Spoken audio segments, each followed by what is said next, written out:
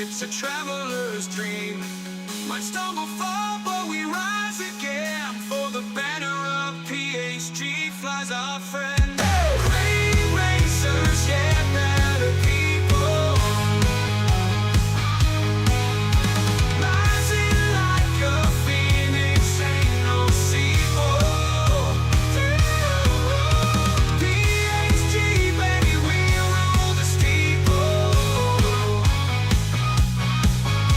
Great racers, better people.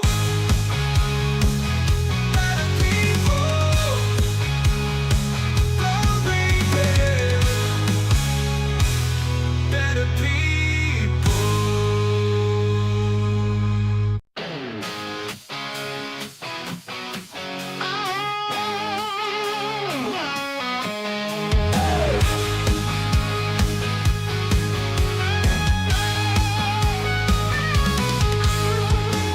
The engine's roaring life in the fast lane. PHG, we've been named, tearing up the game. Thunder on the track, speed never go lack. Pushing limits, breaking barriers, ain't looking back. Tires screaming as we take that turn. Fuel and fire in our hearts we burn. Opponents in the mirror, they can't keep up. Keep the throttle down, never wanna let up. Great racers, yeah, better people. Rising like a phoenix, ain't no sequel. PHG, baby, we roll the steeple. Great racers, better people.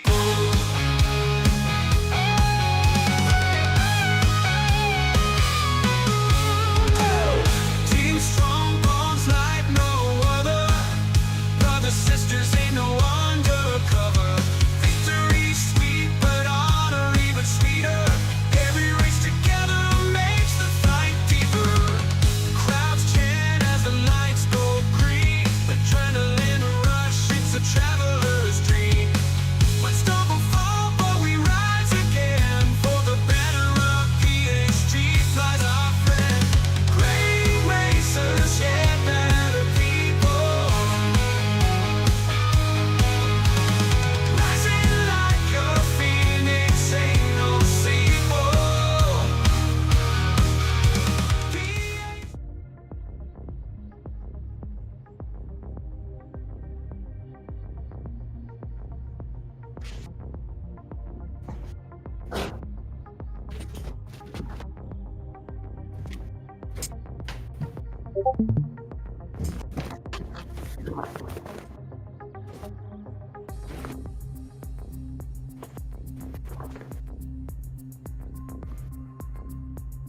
Hello, hello. Hello.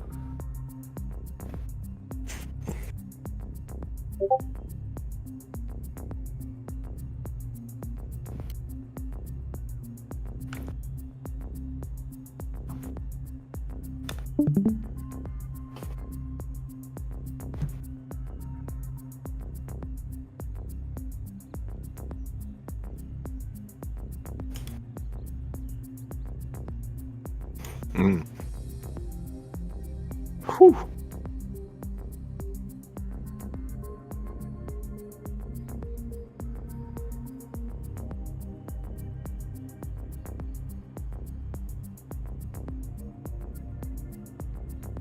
Oh, I'm looking forward to all of it. This is one of my favorite tracks. I love watching Interlagos. I love driving Interlagos. I'm just a big fan. I do want to see if anybody could dethrone and potentially get a 138. That would just be incredible if we could get somebody into 138s. But I'm expecting to see quite a few 140s today.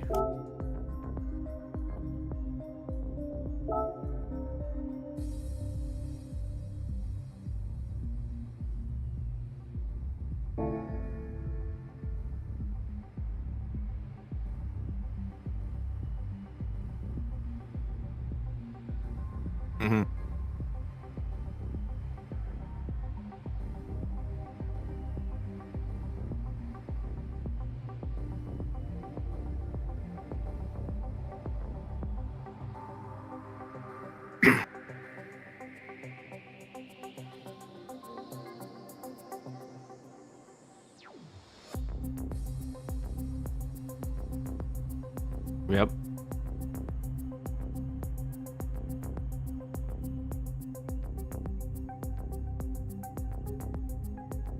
Well, it looks like Rick Shear is currently sitting P10 in the Corvette with a 139.9, so that's a good sign for you Corvette runners. Hopefully better than... Mm-hmm.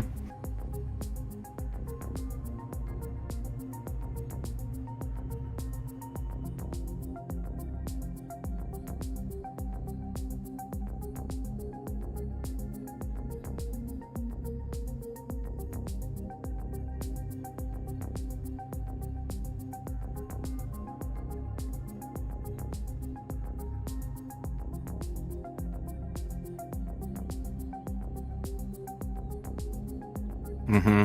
Yeah. Yeah, it just depends. I'm curious. We do have somebody who has already run their qualifying. They ran yesterday, and that's PHG Oak in the booth with us. He ran a 140.883 in the BMW Oak. Can you offer us any insight as far as any type of strategy or kind of how it was driving that Group 4 BMW? I mean, honestly, the BMW to me was not the greatest feeling car ever, especially in the Group 4 category. In terms of strategy, I mean, it's kind of just trying to manage their fuel and tires. For the most part, the BMW is pretty good on both of them. It's just trying to get a good performance out of it is kind of like the big thing. You know, just setting down good corners, having good exits, all that kind of stuff kind of just plays out on your lap time. And especially short shifting too. The BMW is a heavy short shifter. So, yeah. And what was tire wear like out there? Was it too bad? Were you pitting for fresh rubber, or were you just kind of running it all out? So yesterday the tires were pretty good. I never ran below half tire wear, so I kind of pitted in the middle of qualifying and was able to run two sets on like brand newish tires, I would say. Mm-hmm. So it kind of gave room for some good lap times, you know. Awesome. And that's pretty much it. Cool. Well, very good insight. Great time. I mean, I'm sure you wish you would have done better, but being in the 140s is definitely a good place to be. And I will say I've had to use the Group 4 BMW in the past as well, and it was not my favorite thing to do. Obviously, we see Jorge Sr. figured something out, but who knows what he did to get he's an that alien. time that, yeah, exactly. That's the only explanation at all. And it looks like we got our first runner hopping in, McBuglefingers. You know what? I haven't had bugles in a really long time. I do enjoy a good bugle. And he is in the Mustang Group 4. Probably going to do some practice laps. Oh, no, he's saying he is ready. So we might just jump right into it. So let's see. I'm looking at the list now, and I don't see any Ford runners who have qualified yet. I know Nasty is in the Ford as well as Mick Buglefingers, which is PHG Josh. Am I correct? I'm not certain on that, to be honest. Yeah, he's got multiple accounts, and that's just the name of that one.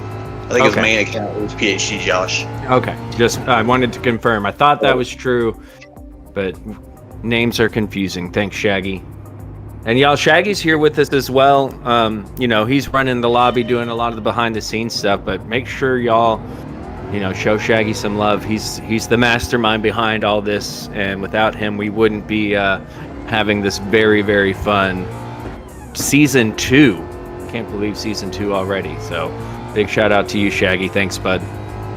It's a problem, but the real thanks goes to Papa. Yeah. For giving us all a segue into this when it comes to streaming, and then the ability to have a following, and then kind of bounce off of that and create a league, and then get all these wonderful people together, the commentators and the drivers, and the teams that we race all the time and are friendly with, and without Papa, well, actually without Susan, his wife, for those who don't know, who encouraged him to undertake this adventure, I guess. Without her, and her support, then Papa wouldn't have the ability to go out and do this, and then without Papa, we wouldn't even be here right now, probably doing this. But yeah, so we always have to thank them. Absolutely. Always grateful of Papa and Grandma Paparazzi. Oh, yeah. Good people. I'm fortunate enough, and Sal, you are too, to have gotten to meet Papa in person and spend some time with him, and I can confirm he is just as nice in real life as he is on the stream. So he's a very authentic guy, and I'm glad that I get to know him. Yeah, that is absolutely confirmed. Papa's always been like you said. I mean, authentic is really the word to describe him. I'm sorry, you were saying we got qualifying underway, right? Underway, yeah. So this is going to be, he just did his out lap, so this will be his first flying lap going through the Senna S's.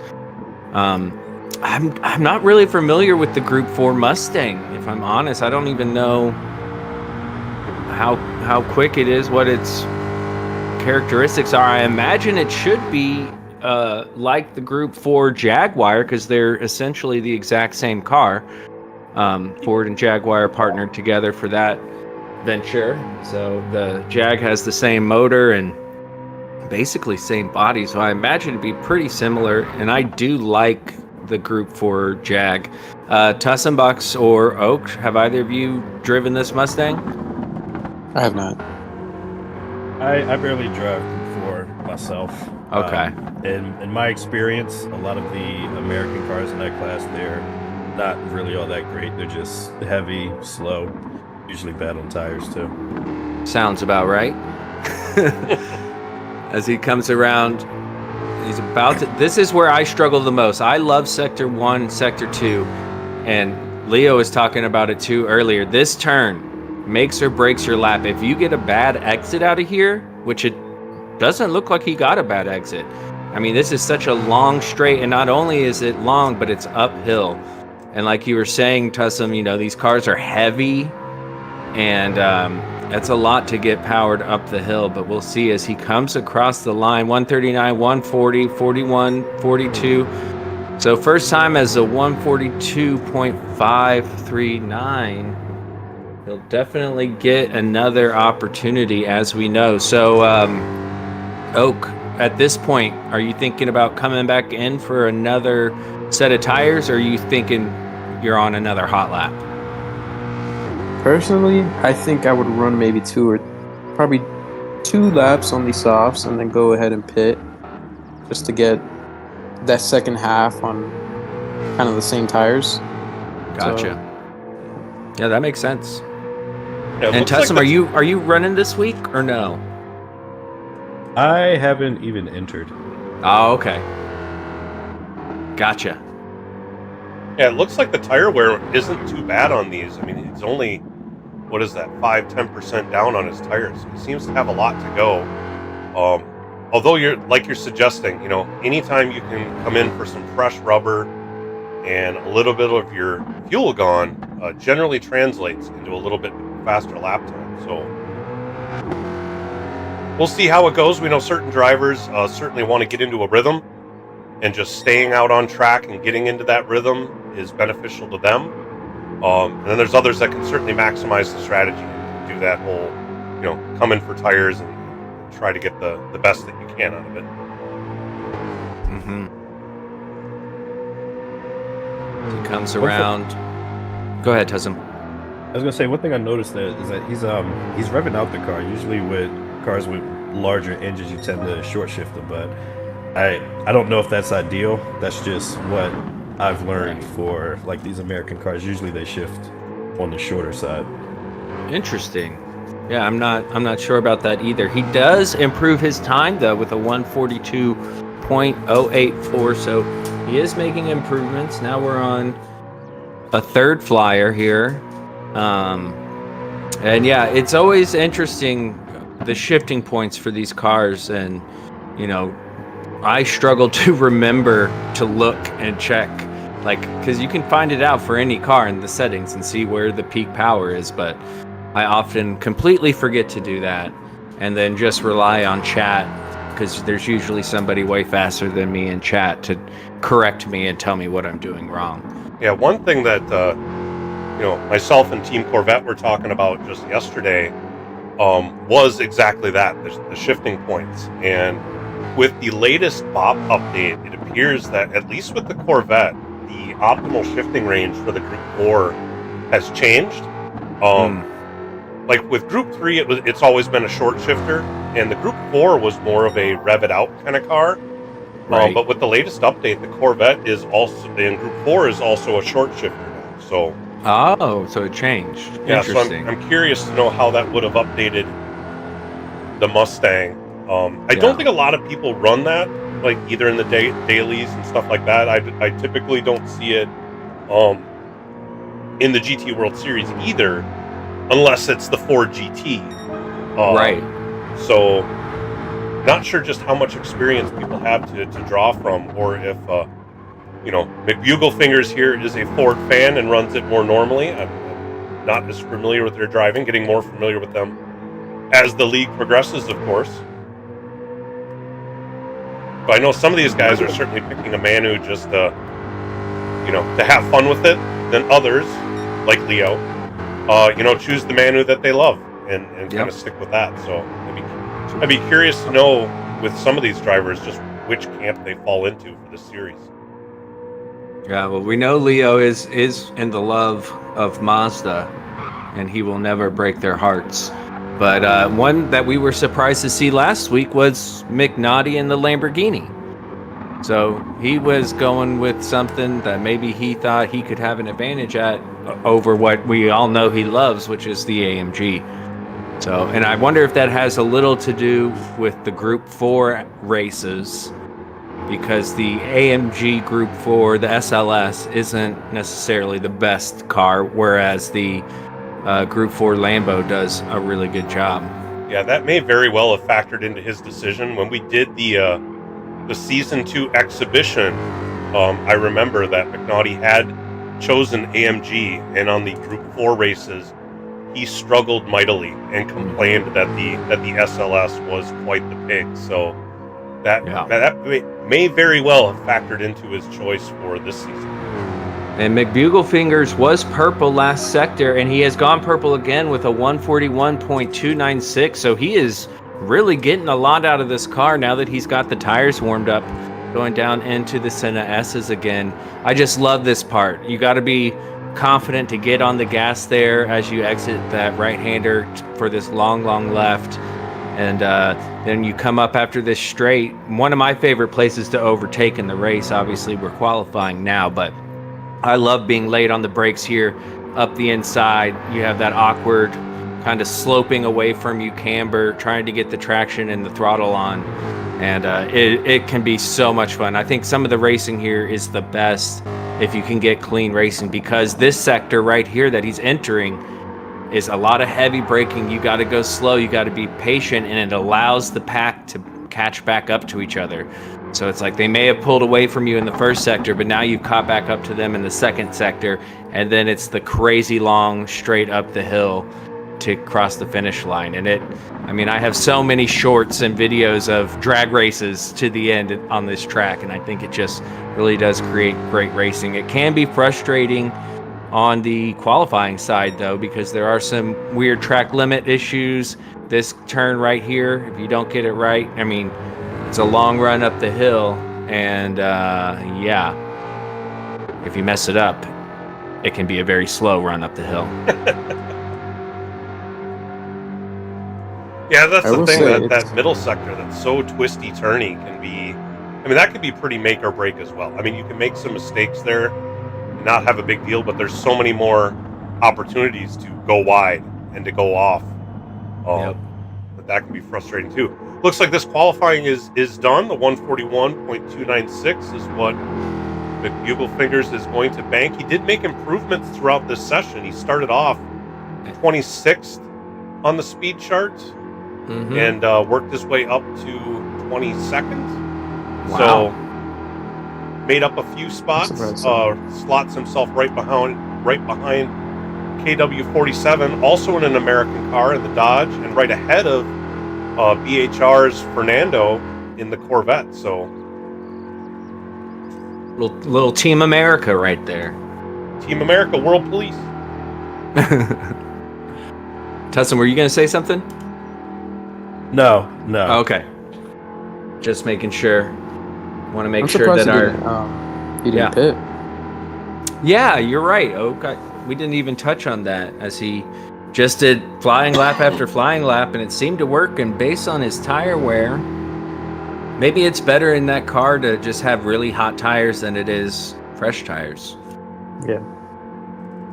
I mean, he did his fastest lap on lap 3, and after that, he wouldn't have had time for a pit stop to get another hot lap in. So I guess for that particular car, it takes a little while for the tires to warm up, but that was probably the best strategy for him.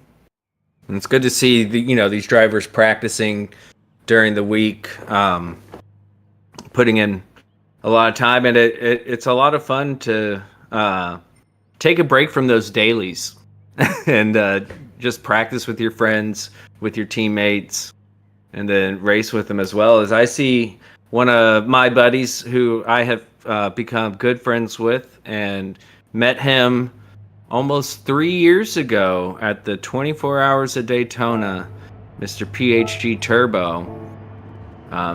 Really awesome guy. He camps out at 24 Hours of Daytona every year, and it is incredible.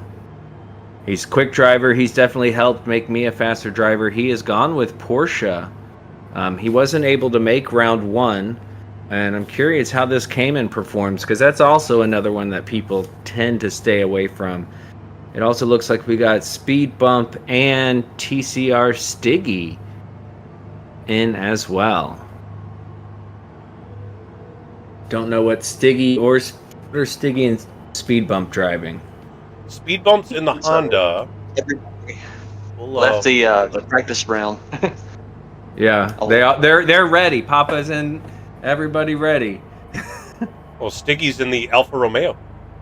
Oh, which, as probably a lot of you know, is the meta right now over at Big Willow. I don't touch that track, so I only know because of the YouTubes. It's on tires as well. It has the best for still. Yeah, by far. I remember when they were doing basically the one stop or the no stop at Brands Hatch, the full course, and it was either you use the Supra and do a stop, or you use the Alpha and do a no stop, and it would always come down to that final lap. And I opted to use the Alpha and do the no stop, and I got a few wins that week. That was an interesting one, but that was my introduction to the 4C. Turbo is using VR, and so he won't see the chat, but I need to ask him if he's ready or not. Yeah, Turbo, you ready, big dog? He is in VR. It was fun. He came here and actually stayed at my house, and we went to the Lone Star Le Mans at Circuit of the Americas, and he decided to drive. And he rented a big SUV, and he brought his whole sim rig to my house, and so we had both sim rigs set up, and he uses VR, so he didn't need a TV, and it was a lot of fun. Well, I'm gonna start because everybody else is ready. Yep, I would assume he's ready. If not, he can back out. Yeah, that's fine. Papa's in here too. Yep. And we know Papa's comfortable with that Group 4 McLaren, that's for sure.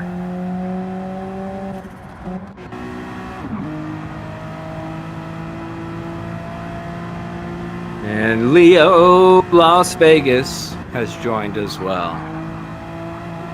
Ooh, I like that look. Yeah. That is styling.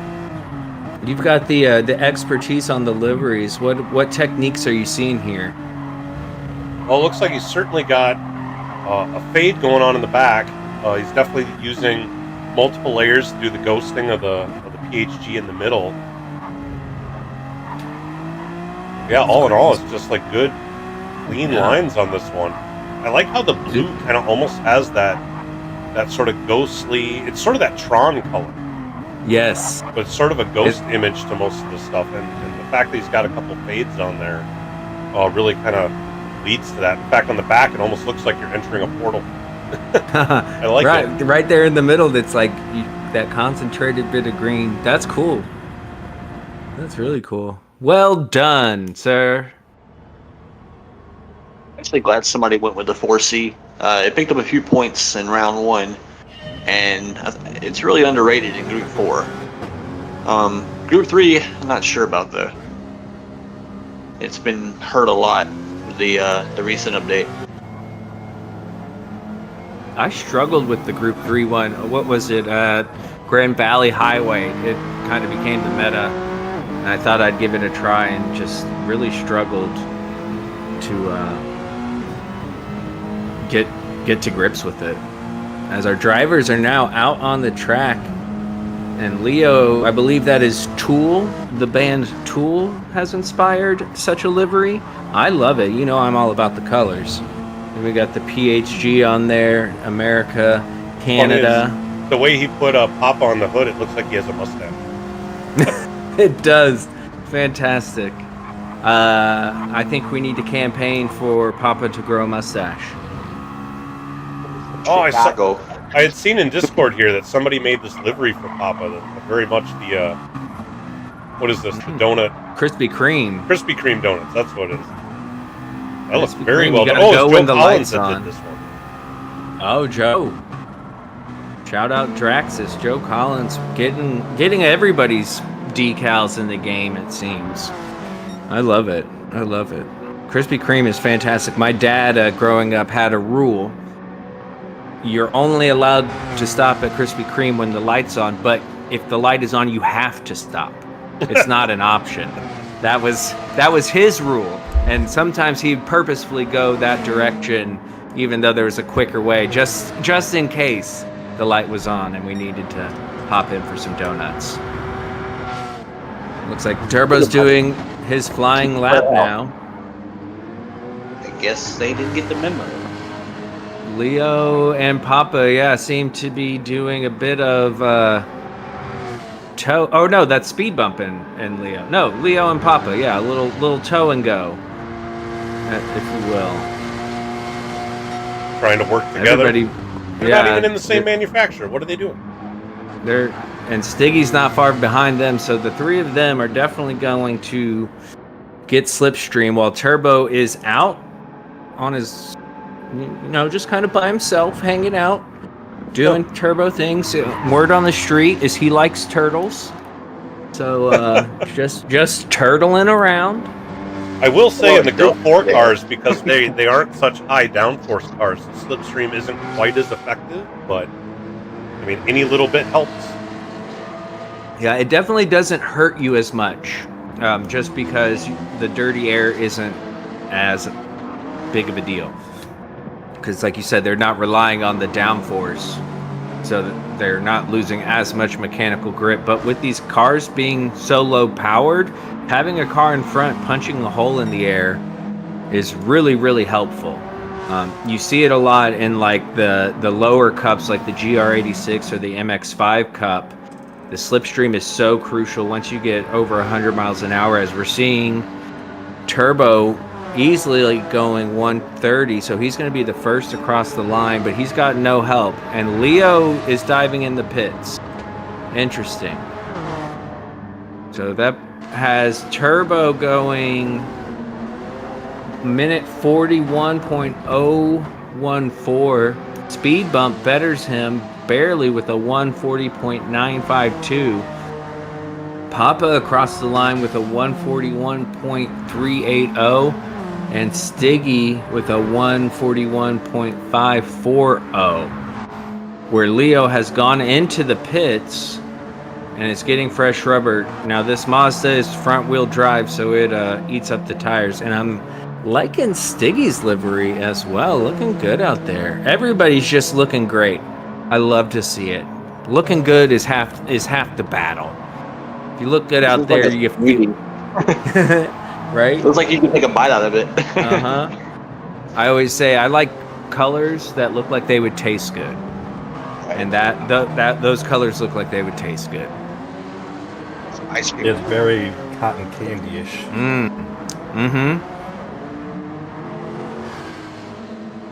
Cotton candy lost its appeal to me. I don't know, maybe it happens to everybody, but like as a kid, like cotton candy's the coolest thing ever, and all it is sugar. It doesn't really have a taste, but it's awesome. And now as an adult, I'm like, I would, if I'm gonna eat sugar, I want not a cloud. See if Speed Bump or Turbo here is able to improve on his time, and he does, quite a bit. Looking good out there, Turbo. 40.434. Yep. And Speed Bump not able to improve. Papa's coming in the pits for fresh rubber. It's like Stiggy improved. And Leo yet to set an actual lap. I think so. Here's my theory. Here is Leo sacrificed his first lap to give Papa a tow. And now it's time for him to actually get a lap in. He knew he wasn't going to spread out a little bit. Huh? You know, it looked like he wanted to spread out a little bit just to get a good run, not necessarily to give anybody a tow or to get his own tow, but to just allow everybody to go with their own way and not hit each other. That makes sense too. Yeah, just realize they all three of them came out at the same time. But now look at that. Look who's right behind Leo again. Suspicion. Yeah, there might be some cahoots going on here. Maybe they made some. To be fair to Leo, he did go purple in that first sector, so he doesn't look like he's sandbagging at this stage. No, not at all. Not at all. I think he's going full out now, because he's going to have to. Otherwise, he won't get a lap in because he's yet to set an actual qualifying lap. He's only done out laps at the moment, and now he's got his out lap done, and is coming around its final sector. Who was that? Speed Bump? Speed Bump dove into the pits, and it looks like PHG Turbo was just a little behind on that last lap. So see what he does from here on out. We'll watch these two as they head down the long section. Looks like Leo's plenty far ahead of Papa. Indeed. He's going to come across. This is a fast lap, I believe. 37, 38, 39, 40. Oh, 39.909 by Leo, taking a half a second lead over the field. Holy smokes, Leo. Where does that put him? Puts him number 11 on the speed chart. Now, one thing, we'll let you explain it, Shaggy. This car is fast over one lap, but the front tires will die quicker than most. So it's going to hinder them during the race, as our pole sitter overall, Racer 51's in the Mazda. Go ahead. Leo's second lap right now, he's going to tow from Speed Bump, which if he can just hang behind him, doesn't have to do anything special or fancy, it's going to keep the same pace just from being behind him. 30 air is not too bad in the Group 4 cars. But if he opens it up really good after these next couple of corners and on that straight, the Mazda has an insane top end for Group 4. He could possibly improve another tenth or two if he keeps straight. No, like he must have lost a good bit. Yeah, the tires have already gotten to him. Yep, going that middle sector, the middle sector here on that car is a nightmare. It's understeer city in a car that rotates well, and so in that thing, it's just when they had the Group 4 race here last week or the week before, whenever it was, and the main car was the GTR, I couldn't handle the understeer, and so I switched to the Lancer just because it rotated better for me and was still able to have good races. But man, Papa got a big improvement on that one. He was in the 141s. He's now down to a 140.679. ooh, looking good. Now he's all over the rear bumper of Leo. Papa was running most part in practice, but he's looking to improve now. Yeah. Leo being Leo is pulling him along. Improved by 0.2 there over the fastest time, which is Leo's time. So if they can continue this through the whole lap, we might see a new provisional pole sitter, but they must be running out of time. This is the last lap. Turbo's up on his fastest lap right now, coming into the final sector. Yeah, we are on the final lap, so this is going to be it. I'm keeping an eye on Papa. You're keeping an eye on Turbo. Turbo across the line. Oh, lost some in that last sector. And that's, I mean, what I was saying earlier, you messed that one turn up and your whole lap is wrecked. Papa is just down barely on his fastest time. Who's next across the line? We got Speed bump here. Speed bump. He's currently got a 140.952. It's about to be a flurry across the line. 38, 39, 40. Oh. There, best his lap. Papa improves. You got the 2/10 back. Papa improved. Very nice. So that puts us, well, we'll go through this, now Stiggy, they didn't do very many laps, did they? No, I guess they did. They, with their best lap being a 141.523 coming out of the pits now. Unfortunately, that lap will not count because qualifying has concluded for this heat. And I believe we have plenty of drivers waiting in the lobby for the next one. Oh, we do actually. So, Tussum, any thoughts on what we just saw here? Yeah, that Mazda looks like it's going to be a force to be reckoned with. Hopefully they got a strategy to deal with the tires. I know that their fronts get destroyed and the rears, they just get super cold. But I mean, yeah, it was good session. A lot of, I don't think the word is teamwork, but a lot of slipstream trains were utilized there. But Indeed. definitely a little helpful in these cars, especially with those two long straights on this track. Indeed. As we take a look at those times, we had, what did we have up there? Let's go back to that. Oh, it went away. Oh, it did go away. It did go away. But no, you we got had them Leo, recorded, right? Oh, so I've got them written down. Leo qualified P11 on our speed charts with the 139.909. PHG Turbo right now is the one on the bubble. He's in 15th place with that 140.434. Papa right behind him with the 140.450. Currently qualified in P1 for split 2. And then Speed Bump is in P20 with the 140.648. And TCR Stiggy in 28th place with a 141.523. All right.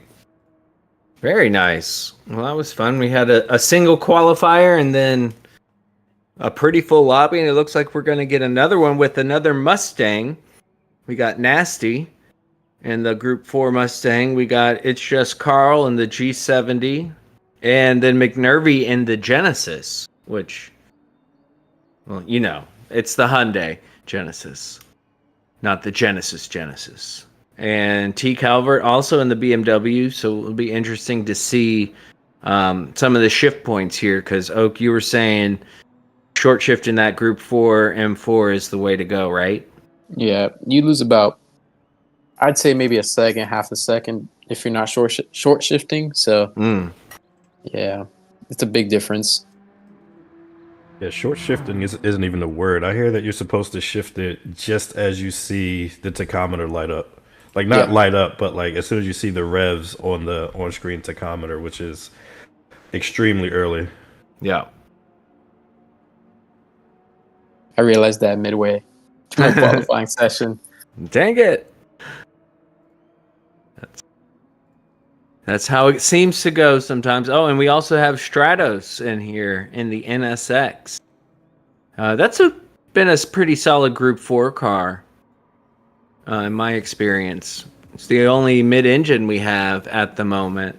We have 1, 2, 3 FRs, 1 all-wheel drive, and 1 MR. I don't believe that It's Just Carl or Stratos were in our round 1, so Okay. getting them Oh. added to the list here. And Stratos is now in the Huracan. Another mid-engine car, but all-wheel drive instead of just being MR. Probably a little solution with McNaughty for Team Lambo. Oh yeah, Yeah. McNaughty's been the sole Lambo driver, so we'll see if Stratos can help him out as far as manufacturer points.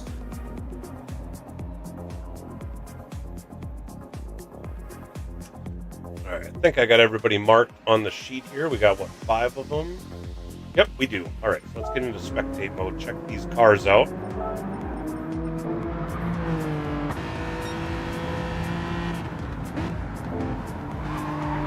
Nervy with this bright pink cyberpunk livery. That's I pretty like cool. that. I feel like I had a windbreaker and rollerblades that looked like they would match that when I was a kid.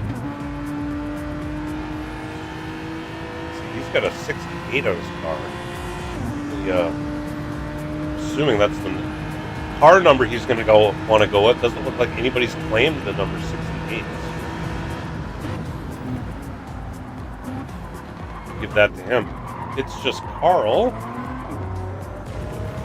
That is a sweet looking livery. Yeah. Wow. That eagle decal on the wheel, I had somebody make a livery for me a while back, Ozzy Pug, and he used that same eagle, and it's pretty cool looking. Yeah, that one's definitely got Army on it, the flag and the eagle. That one's looking pretty cool. We're underway. Qualifying has begun, and it looks like McNervy's going to be the first out of the pits, followed by Nasty, Carl, Stratos, and Calvert still sitting in the pits. Yeah, we'll see if we can rifle through these liveries quick while they're on their out lap. Get a good look-see at these cars before we start paying attention to their times.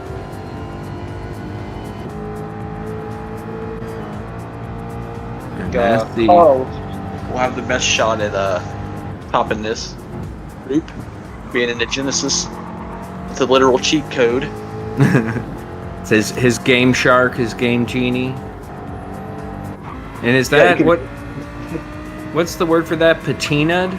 Is that what we're seeing on Nasty's Mustang? I think that was just plain rusty. Just plain rusty, okay. But No style. one thing he had pointed out was that this is his qualifying car. His race car is a much nicer livery, so we'll have to look out for that on race day. That's fun. This is the barn find for qualifying, and then for all the fun stuff, and in the race he gets it all nice and clean. Very cool. That's fun. A little cosplay type role playing stuff going on within each individual driver. I could see doing something like that for early testing when you get like a test car, and it probably says test car on it, or it's just solid black with a number taped on the side of it. Indeed. Well, it's like Leo has his spy car for NRL. Whenever he goes into a practice lobby during NRL, he uses his spy car livery. He's just mad because they wouldn't let him on Spy Kids. He tried that They said, nah, we found somebody else. That's hilarious. Taking it to heart. I mean, as one does. No one handles rejection well, especially when you're a child. Right? Just wanted to meet Salma Hayek. Come on. I mean, who doesn't? I do enjoy those movies. I watched them much later in life, like as an adult. Like I did not see those movies as a kid, and I watched them as an adult, and I was like, yeah, these are pretty good movies. Yeah, there's a number of people from the 90s and early 2000s, like the just random people as well. They got some heavy hitters for that one. Antonio Banderas, Yeah. Salma Hayek. Forget who plays the bad guy, but he's awesome. Right. I like him in everything that he's in. I just can't think of who he is. Sylvester Stallone playing like 4 different characters.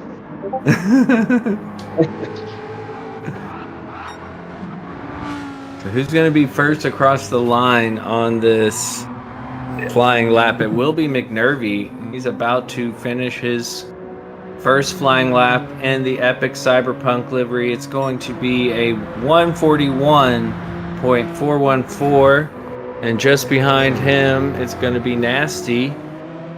141.835. Stratos goes pole position with a 140.981.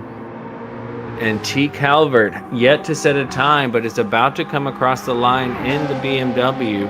Seems like he understands the short shifting, but unfortunately just a 145.544. So Stratos. Corey was saying the BMW is like 2 seconds slower if you don't short shift it. You just try to, I guess, like any other car. It has to be special, I guess. So Stratos being dominant so far. He's 2/10 ahead of Carl. And in a car that's been dominant in the dailies, but it seems like it shifted a little bit to the G70. But so far, it's just Carl in the G70 just doesn't quite have it. But he's not far off. We'll see if he's able to get across, as it looks like McNervy's getting out of the way, letting other drivers go through. What happened to McNervy? No, he's not getting out of the way. He just got on the throttle too quickly out of that tight turn there, and unfortunately met with the grass. But I think Stratos is about to improve on his time in P1 as he comes across the line. That's going to be a big improvement, a 140.459. It's just Carl improves to a 141.0. McNervy unable to improve. Nasty improved to a 141.739. And T. Calvert is trying to improve, but unfortunately, he's not going to. So Stratos is the man to beat. Now, Tuzum, do you think we're going to see some pit stops, or like we saw in that first qualifying, or are these drivers just going to keep on pushing? If they're gonna make a pit stop, it's got to be now. That'll give them at least one more flying lap. I mean, looking at some of the tires, they don't look like they're in terrible condition. But I think if I were in their shoes, I'd probably get some new tires for the remainder of the session. Would you agree with that, Oak? Yeah, I would. Yeah. Interesting. I would imagine so, especially for Stratos in the all-wheel drive. It does kind of burn up quite a bit of rubber, but he's going to get a tow up the hill from Nasty, and it's going to be kind of hard to throw away this lap if he is on an improving lap to hop into the pits. And no, he does. Does he stay out? No, he dives into the pits. He doesn't care about that tow at all. So Nasty in the pits. It's just Carl stays out. And T. Calvert in P5 looks like he had a spin as well. He's now pulling out of the grass.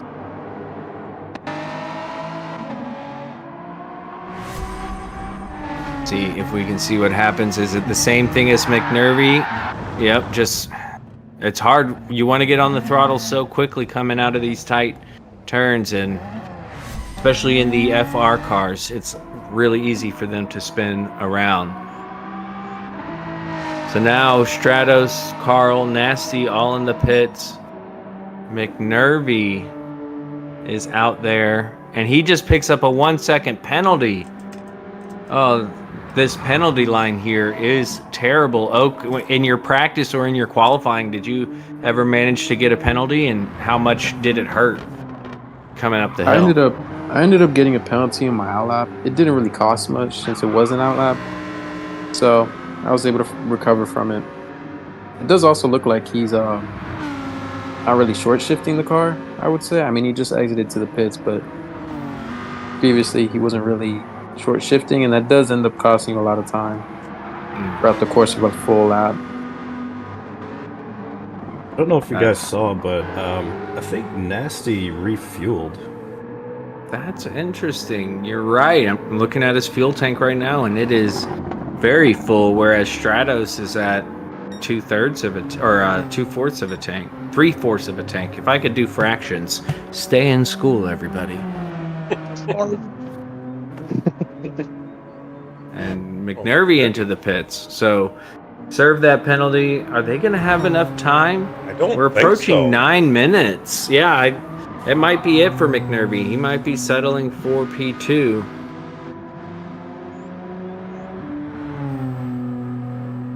As we are coming into the final minute. So one more lap for a lot of these drivers, for Nasty, for Stratos, for Carl. They'll get one more go. Simply Calvert. It's gonna be close. It'll be tight for Calvert. He's on his outlap right now. It's I don't think he's gonna make it. That's a long run up the hill. But Nasty, however, are they improving? That is the question. Currently, oh, it's not showing me. Look over here. He did improve by about a 1/10 in the first sector. Okay. And he's currently at a 141.739. Really working that Mustang around. Did Stratos just improve? No, he's still going. He's behind. He's behind Nasty. Coming around the most crucial corner coming up. You got to pick the gear you want to. Oh, he's going. Yeah, B9 might be in his wheelhouse, especially if he gets a little bit of slip from Nasty. See, about to come across the line. Nasty improves with a 141.166. It's just Carl unable to improve, but stays in P2. Stratos got into the 39s. Stratos with the 39.816. Carl with a 141.048. Nasty with a 141.166. McNervy, who left early because he was done, with a 140.824. So that actually puts McNervy P2. And then in P5 is Calvert with a 145.544. Just couldn't get that BMW to do what he wanted. So is anyone surprised at the order that these cars are in? We got the Lambo, then we have the Hyundai Genesis, and then we have the G70. Right. Yeah, I mentioned earlier, I know absolutely nothing about the Group 4 meta. I mean, I know that the G70 is up there. Um, yeah, like Hyundai, I sometimes forget that they even have cars in these classes. You just see them so scarcely. Yeah, indeed. And I really wish, because Hyundai is currently dominating a lot of motorsport, and I wish they would put those cars in the game. The Elantra N, the Rally, what is the little three-door car? I should know this. I'll think of it. But anyways, they're doing really well when it comes to touring car and rallycross and stuff like that. And I think those cars, either their road version cars or the actual race cars, should get put in this game. I will say Stratos with that 139.816 he just ran does put him 6th on our speed chart. So near the top of the field. Yes, indeed. And thank you, Mr. Armand. You're right. The Veloster. That's the car I was thinking of. Thank you. Nailed it. Yeah, that does put him up quite up the order, which is nice to see. Which is going to push what Turbo was kind of on the bubble. Now Turbo's sitting P16. And now we have Sheldologist on the bubble with the 140.342 is the time to beat to get into the top 15. It's like we're going to have Strychnine in on this one. Strychnine, Team Nissan. Group 4 Nissan is strong around here. It is very strong around here. So I expect to see a good time from him. What other Nissan drivers have qualified already, though? It looks like Sheldologist, who you were just saying, with the 140.3. Next Nissan down is Metal with a 145.234. So I expect Strychnine to make his way up potentially into those 139s. He's going to be out here by himself, so no slipstream, just him and the track. Looks like we're going to be getting started here soon, according to Shaggy Doo.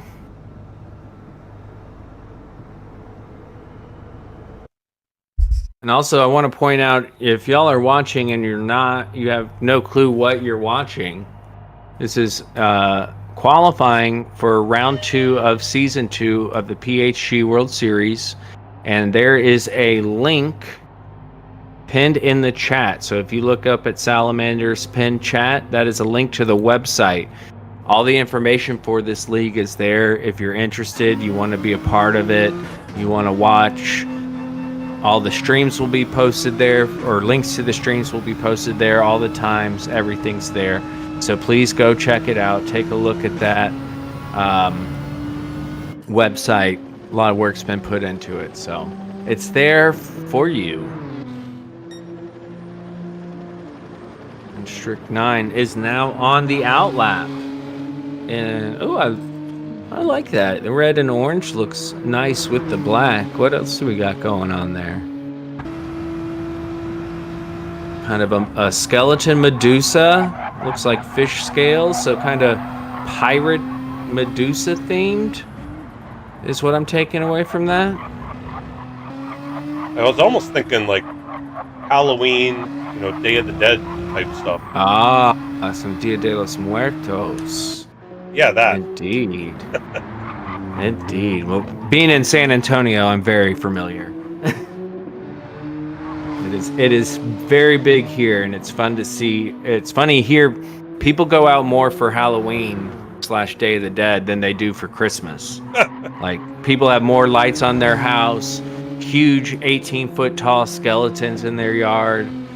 Like, it's a lot of fun. I was never a big Halloween person, but since living here for the last, 13 years, I've grown rather accustomed to it. I do have a few friends who, Halloween is like their big holiday, or their favorite holiday. I'm definitely more of a Christmas and Thanksgiving, New Year's kind of guy. But not alone in that, Halloween, Day of the Dead, that kind of atmosphere. I think that my Halloween friends like it more for the dress-up stuff than the theme part. They're all about costumes and stuff like that. Big into the my sister was all about the Halloween parties, like costume parties, and still is. The Mississippi coast and just a couple hours away from New Orleans, it was always Mardi Gras. Yeah. That Yeah. it didn't originate in New Orleans, but it originated in South Alabama, around Mobile and on the coast. So I've been to, I guess, a more authentic one, but New Orleans has kind of adopted it. Yeah, it's their thing. And kind of ran with it. But yeah, always a thing. I feel like that kind of combines a lot of different holidays together. Yeah. There's a little bit of Halloween and Cinco de Mayo, and there's everything in that. Just a reason for people to get drunk, I guess. A reason to party. Another reason, yeah. And Let's it go to looks Bourbon Street. All right. Like Strict 9's gonna cross the line here. Where are we gonna be at? It's looking like a 141. No, a 140.788. Wow. That is a decent time. It is, and for his first lap, so I'm gonna imagine it's going to continue to improve. That puts him in P24 so far. Now this is the all-wheel drive car, so I imagine we go into the pits at some point for some fresh rubber, because you can already see those fronts have worn a little bit more than the rears. Yeah, what have we seen? Once they get around to that 6-minute mark is about your last chance to hit the pits. Mm-hmm. Which he'll still be under 6 minutes at the he'll end be of able this lap.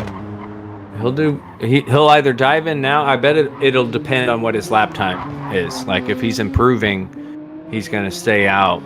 But if he makes a mistake, I could imagine him going ahead and hopping into the pits. Well, because you got to think, by the time they jump into the pits, you're looking at 3.5, 4 minutes to get a hot lap in.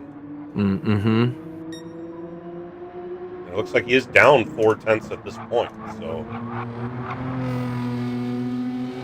we will see as he comes up the very long and steep hill. Will he dive into the pits? Yes. Yes, he will. So we're going to see some fresh rubber. Hopefully he doesn't refuel like we saw in the last session. And go out for an out lap and then another flyer. This car is capable of definitely getting well into the 39s. Yeah.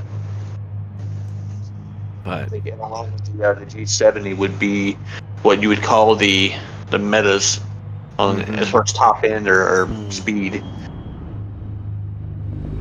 Indeed. This car, I found it was more, I struggled to rotate this car than the other all-wheel drive cars. I think it's a good bit heavier. So I didn't get along on this track with this car, but there's a lot better drivers than me out there. RX over this any day, especially here. That's what I was using, the Lancer over the GTR. And Lancer and WRX are so similar. The biggest difference is shifting points, but that's not something you worry too much about. No, I do feel it though. I do feel the difference in speed and the corner and the exits. You know, I can always feel a little bit, even though I'm using automatic. Strict 9 on the outlap. Kind of ran wide in one of those turns, but keeping it together here. I think I've learned when before starting your hot lap, get a little further back on that exit going into the straight. That way you have that much more room to accelerate out of. That makes sense. and kind of minimize the braking at all. Like going all the way to the right and then kind of just throwing it to the left and then not hitting anything else, just the accelerator. Just foot to the floor up the hill. And hope it sticks when you hit turn 1. Yeah. Because the hard part here is getting that right. Because you want to do it in one motion if you can. You want to hit that first brake, turn it to the left, and kind of, if you can, do it in one acceleration without having to lift or turn or anything. If you can do it without using the brake, then you're on the right path. He just beautifully, I mean, I think, Yeah. I mean, after he hit the first apex, he was full throttle and didn't lift or anything and carried it all the way through as he comes into turn 4. And in the all-wheel drive cars, this turn really isn't an issue. In the rear-wheel drive cars, you can get a little squirrely if you run a little bit too wide and get too much curb. But it looks like he's foot to the floor, no issues here. Long double apex. There's apex 1, apex 2. Doesn't run quite as wide, but keeps it nice and tight. You want to get on the throttle real quick and then back on the brakes. Slow it down. Take this left-hander. Get yourself set up for this next right-hander, which we saw in the last quali. 2 different drivers spin out, getting on the throttle, but that shouldn't be an issue in the all-wheel drive GTR. Coming down the hill to the most crucial corner of the track. He's purple by 0.049, so that's good. Can he get a better run up the hill? Because you can gain tenths up this hill, but you can also lose tenths. Where's he going to be as he comes across the line? Coming around the corner, carrying all the speed, using all the track. He's going to cut left, keep it hard on the white line. No, he lets himself run. It looks like he's going to go for another lap after this one, but he is able to improve to a 140.637. So he does move up several places with that. Actually, you would think that marginal of an improvement wouldn't do that much, but that takes him from P24 up to P21. So that marginal gain really did it for him, as he's no longer up. He's down almost a tenth now, and with 9 minutes and 42 seconds left to go, this is going to be his final lap. So if he can pull something out in these last 2 sectors, he can improve. Otherwise, it's looking like a 140.637. The one thing that I'm noticing about his lap specifically is that for a lot of these corners, the track limits are pretty lenient. He could be taking a lot more curb, cutting these corners a lot more, gaining a few tenths there. I agree. Yeah, you're right. You can. There's so much of this track that you can abuse, especially in the all-wheel drive cars that don't get quite as unsettled. He is down a tenth as well. So that's something, when you're learning to drive and you're learning about racing, is you got to use all of the track. I remember being confused as a kid, like, why are they going all the way right and then all the way left? Like, wouldn't it be quicker? But no, you got to. It's all about carrying that speed and maximizing what you have to offer, which is why and he almost improves, or at least almost matches. 1/1000th off. 1/1000th off. So fastest lap for Strict 9, a 140.637, and that puts him P21. But it's consistent. Yep. Well, yeah, and his previous hot lap was a 140.788, which wasn't very far off either. So. Consistency is key when you have a lot of laps to do. Indeed. And with this being, 23 laps, I believe? Yes. Yeah, the 23 lap race, consistency is going to be crucial. You can just bang out good solid laps over and over again, you're going to find yourself moving forward. That's for sure. Once again, with Strict 9 being in 21st place, we have had 39 qualifiers so far. We've still got 3 hours left in this qualifying session. 39 drivers. That puts us to, 3 splits, 2 full splits, and 1 that's over half full. So That's great. This Getting is the our numbers last up. night to quali, so y'all get in here. We are gonna be running for a few more hours. But we would love more people to hop in and participate. Better to have too many than too few. we have room for as many as want to qualify. Shaggy has indicated he will stay up as late as needed to fulfill all the lap duties, regardless of how many stints we have to do. Too bad I don't fall asleep before that. Because once I shut the lobby down, probably gonna go night. Night. Yeah. Well, see, luckily the stints that we start on Saturdays start at 1 in the afternoon, so we have a lot of time to fill a lot of splits in. Indeed. So lobby is open. Let's see on this list. Who do we have that hasn't put a time in? We got McNaughty, Fetterdan, Plankton, Cornbread, Bobajito, Root, Talon, Enigma, Zilla, yourself, Salamander, but I don't believe you're participating this weekend. Nope, not this week. Wesley, Slice, Skellington, Craig, Shadow Chef, Johnny Boy, Lyric, Mr. Ormond, Will's brother, Tangy, Beavis, Turtle Shell, Petey, T-Rex Arms, Beans, Iron Fix, Wade, Evolved, Yeti, Slowpoke, Rods, and Caper have all yet to qualify. So Looks like hopefully we got Iron Fix in the lobby. figured if I read out all those names, at least one would hop in, right? It's like Beetlejuice. Mm-hmm. What is that when I'm I turn on YouTube and I hear my name? I'm not in the lobby yet, and I just appear. I'm like, y'all said my name too much. What do y'all want? I was trying to, chill out, and like my YouTube wouldn't shut up.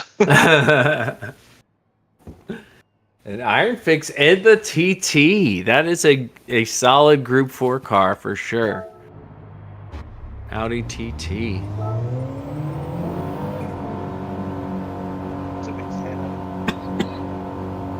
I know it. Papa, kind of the proprietor here. The TT used to be one of his Group 4 go-tos a while ago. I think it's lost a little bit with some of these BOP updates, but still a solid car. In general, they messed up the FF cars. Like, they used to be where they were just as fast or better, overall than most. Along with the tire wear being better, now they're awful in tire wear. I think the problem was they were decent, and then they brought in the Mazda 3, which was way overpowered. And then they ended up adjusting all of them, and that kind of, like you said, messed up most of them. But if we're looking for a, tinfoil hat conspiracy theory, that's mine. That the Mazda 3 is what messed up the front-wheel drive. Thanks a lot, Leo. Well, I was going to say somebody let PD cook, but then they kind of overcooked it, Yeah. Like, you can only cook it so much before it's burned to a crisp. PD's pretty good at that. Mm-hmm. Like we need a full factory reset. Nobody gets to go fast anymore. And now we're out here driving Miss Daisy in a Group 4 car. Indeed. I am liking this block pond livery. Yeah. Little stereo action. Looks good. I like the color. See if I can take it. Oh, I see. I like the lightning. I like it. I like it. I do see he's got the number 76 on the side of that car. That number 76 was claimed by PHG Josh. Oh. since his name is PHG Josh 76, he snatched that up right away. That makes a lot of sense. We're getting done with the out lap of Iron Fix. About to start the hot lap. I do like this this car for the FFs because it does rotate really well. I think the shorter wheelbase helps with that. It is quite the compact car, and you can get on the throttle pretty quickly without suffering too much. So it comes with a long run down to turn 4. Now look for that right there on the brakes. Crank it to the left, back on the throttle. Interesting that he stayed in second gear there. Not super familiar with the gearing on this car, but a lot of the times in the FFs I'll come out in a slightly higher gear to avoid some of that understeer, but I've raced with Iron Fix and I know that they can beat me, so what do I know? Yeah, I couldn't tell you anything about that. Not a clue. Not a clue. It's like, I don't know the sound shifting makes, but I know the sound it makes when I beat people with automatic. Sounds like people complaining is what it sounds like, doesn't it? As he comes in, yes, he stays in third. Oh no, down to second. Okay, back up into third to go up the hill. And that's another one I was lucky. One of the things I love about streaming is when people who are actually good at the game come in the stream and give you helpful pointers. And one of those pointers is coming out in third gear of that turn to avoid a shift up the hill as he puts down a 141.174 for Iron Fix.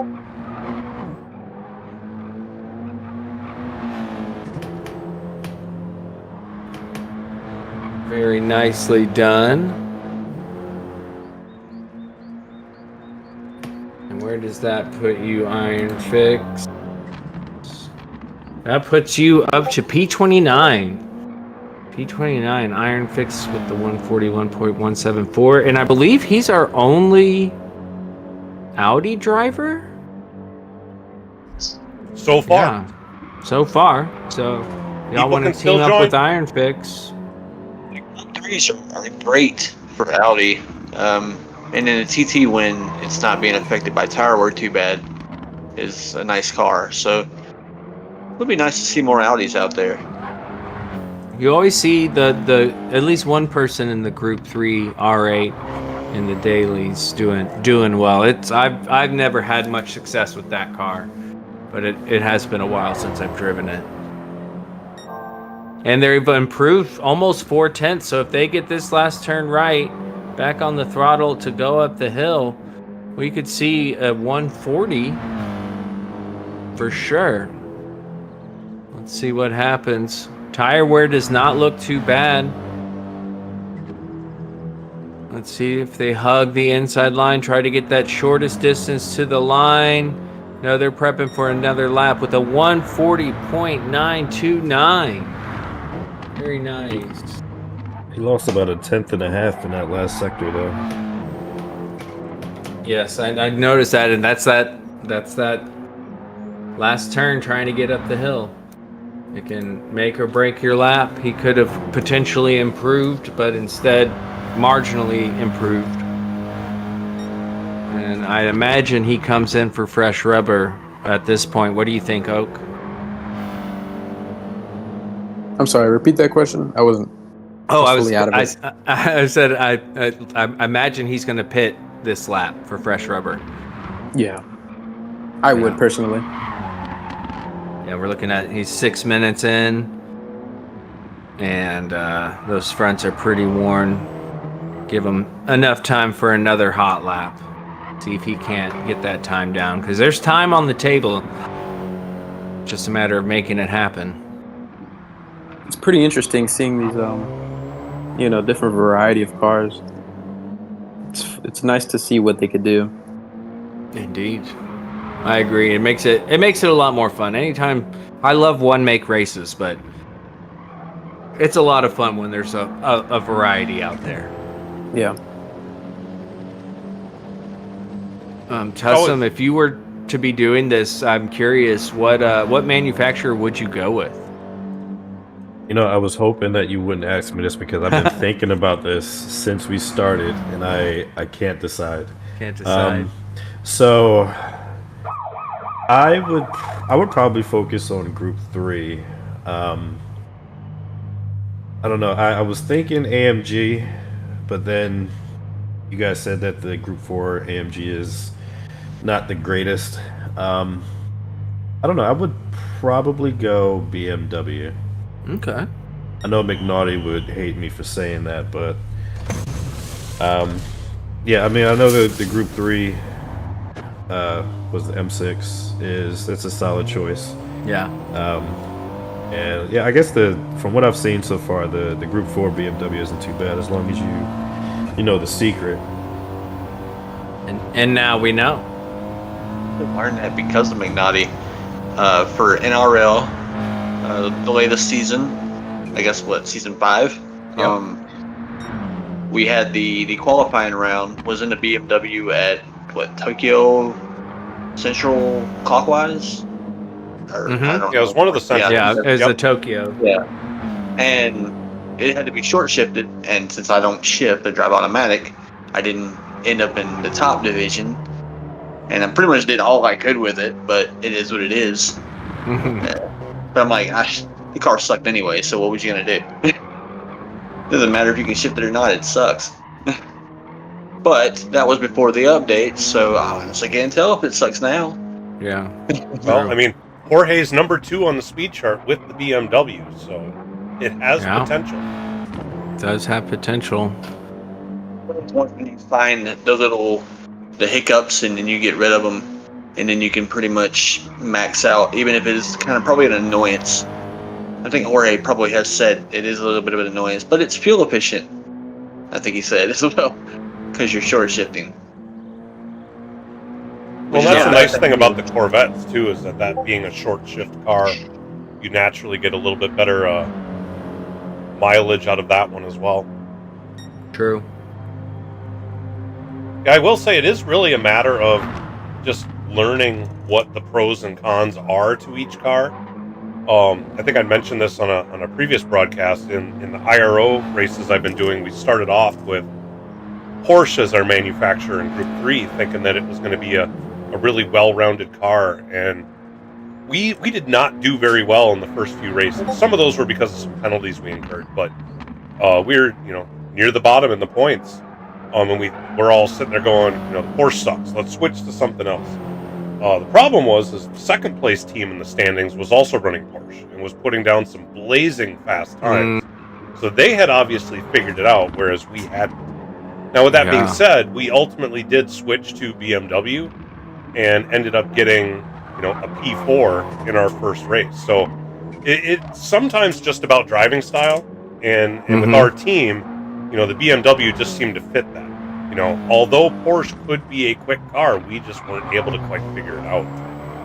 Same thing can happen to the BMW. I mean, Jorge's got a really solid time in it, and some other people have struggled. So it's just a matter of adapting to the the car that the you're car. given. Absolutely. And it's not looking like Ironfix is going to improve on his final lap here. He was down over a 10th. See what happens when he comes across the line. Where's he going to be, Mr. Ironfix QC? Ooh, just off. Unable to improve. So 140.929 is his best time, putting him P27 overall. And Sal, like you were saying, that's something you see if you watch F1. You see that a lot. Each team has 2 drivers in literally the same car, and they should be performing almost identically. And then you run into situations where one driver can drive that car better than the other driver. Nothing against the other driver, they just haven't figured out how to drive that car. And you see that all the time when you're using the same machinery. was actually going to say that about F1 with the Red Bulls. Yeah, the Red Bull situation. Perfect example. Max can drive the car, push it to its limits, even when it's lacking a lot this year. And then you put somebody else in the car, and they can barely make the top 10 on the charts, while Max is still running 1, 2, 3 in a car that's not even supposed to be top 5. Yep, and those other drivers are good drivers. It's not like they're bad drivers. They're all, have proven to do well in F1, and it's just that car does not suit them. And then you look at like Lewis going to Ferrari, and he's shown some splashes, but also has struggled. Whereas Charles, more comfortable in the Ferrari, has been there a while, is able to continue to maximize the car. It's a fun thing to watch, that's for sure. So who do we have entering our lobby? Meow. Looks like we got Pablo Chacon, Craig. Cars on display. Oh, JK85 CBR. I don't think we saw them in round 1. Did we? Unfortunately, but he did say he would be back for this one. Now that the last qualifying session has wrapped up, I'm gonna give way to Smokey. All right. I'm gonna let him take my spot. So it was nice, this first experience. I appreciate you guys letting me talk for a little bit. Yeah, thanks for joining us, Oak. We hope to have you back. No problem at all. I hope you guys have a good rest of your day, and chat too. Thank you very much, Oak. You enjoy yourself. Always welcome here in the booth, man. All right, thank you, man. Take it easy. All right, I'll see you guys. See you guys maybe for maybe race day. Let's see. It all depends how my schedule is. Understand. All right, guys. See ya. See ya. Bye. Take it easy. Bye. So who all are you at? There we go. I see. I was getting these guys added in that are new. It looks like That are new. Corn Identity and JK85 CBR. They are new this round. I believe we had Wade. Yeah, we did have Wade in the previous round, Wade. I believe. And this welcomes us to Mr. Big Joe, PHG Smokey. How are you doing, bud? Can't complain. How's everybody else doing this evening? Oh, we're doing great. Have had good qualifying thus far. We're getting some new people in. It's been steady. We haven't had much dead time, so really not much to complain about, as you would say. Yep, I've been watching. And before you even asked, TK, you know my car right here would have been the 155. Yep. And it would have been a great car around here. The 155 did show some performance when we were here for the dailies a couple weeks ago, so it would have been a solid one. I never really got to grips with it. Used it a little bit, but yeah. I drive that car all the time. It's a cool looking car, that's for sure.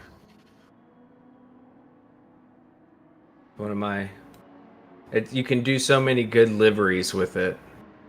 Oh, yes. I remember when that car debuted in Gran Turismo 2. I don't know if it was an issue with like displaying it on the tachometer, but instead of redlining at like 11,500, it went all the way up to 16,000 RPM. It sounded so good though. That's awesome.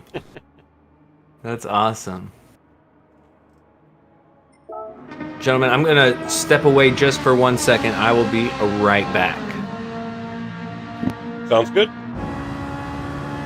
Check out some of these liveries while these guys are running around. We got Wade in this Monster Energy Ferrari. Very stylish. Must be one of those new monsters. Yeah, I'm trying to think what flavor that is. I don't recall a dark red can. Got to be one of the rehabs or the zero sugars. So we've got JK85 also in a Monster Energy livery. Monster making a showing. Well, CBR is typically known for their food liveries, this case, they've got energy drink. And then Corn Identity, Another drink. another drink, Muscle milk. Muscle Milk. And Craig in a standard Porsche. I believe that's a default. No, that's the Group 3 livery that they put on the Group 4. Oh, the good standard point. livery for the Group 4 is different. Good point. That I wouldn't have known. I knew I'd seen it on a Porsche. It just wasn't this one. It's on the wrong Porsche, technically.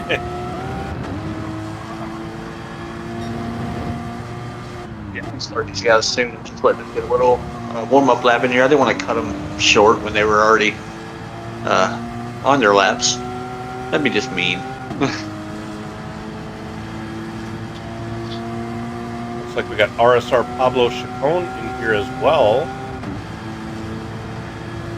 Also known as Petey Snow.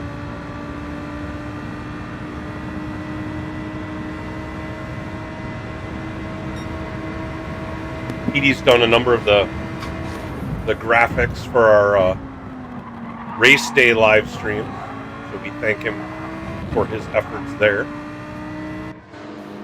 Yeah, he does a great job. I'm not one who is very good at that type of stuff, so when we have people on the team who can make such good looking thumbnails and graphics,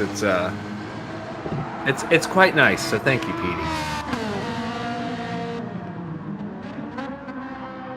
So one night, McNaughty now has, I think, 2-3 more Lambos to join him. There we go. That's I know right, he he was was hoping concerned for that. about that, right? Yeah, I knew there would be more show up because I knew from the exhibition that we had, JK was in the Lambo, so I figured he would go with it again, and I was right. And you was right. Surprise, surprise. Yeah, he's fast, so he'll be a formidable, competitive opponent. Indeed. So we're now Saw that underway. before. What was that, Tussin? I said before practice had started, somebody had read a 40.1, so I can't remember who it was, but they might be looking to dip into the 39s.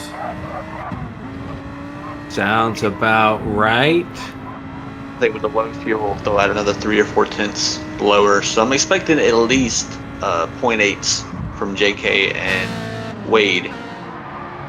I know Wade for a fact because I'm also driving a Ferrari myself, and I know what it's capable of.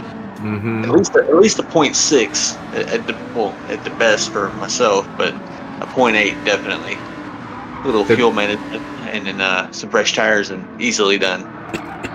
But yeah, the Group 4 Ferrari is excellent. I think Ferrari's a really well-balanced manufacturer to pick as far as having a competitive but also not too difficult to control car in both categories. Like you look at Genesis, and the G70 Group 4 is a breeze, but the Group 3 is a bit of a handful. But at Ferrari, it's pretty well balanced in my experience. It's not gonna wow. It's not gonna wow you, but it's also gonna be there for every race. It's gonna be a threat. Yep. And it's kind of the Porsche 911 Group 3 and the Ferrari are two that I always use. But then when it comes to Group 4, yeah, I don't really touch the Porsche Group 4 at all. I've used it a few times, and I think I really did enjoy it when we had a Yamagiwa daily in Group 4, and it was one of the ones that I could get close to. I think it was the Vantage. It's always the meta there, and then as well as the NSX. Yeah. And we do have that on the schedule for round 4. Ooh. So Honda and Lambos were good there for a while as well. Yeah. I was expecting to be good. Nobody's using the Aston, unfortunately. It'd be the one time that it would be a good idea. The only time. Yeah. Toon, where are Yeah. you? Where are you, Toon? Exactly. He would love that. Toon loves that Aston. And he loves that track. That makes a lot of sense because he is a big fan of that track. When he did his little exhibition series after the first season of NRL, that was one of the races we did in the Mazdas, and it was a lot of fun. The touring cars.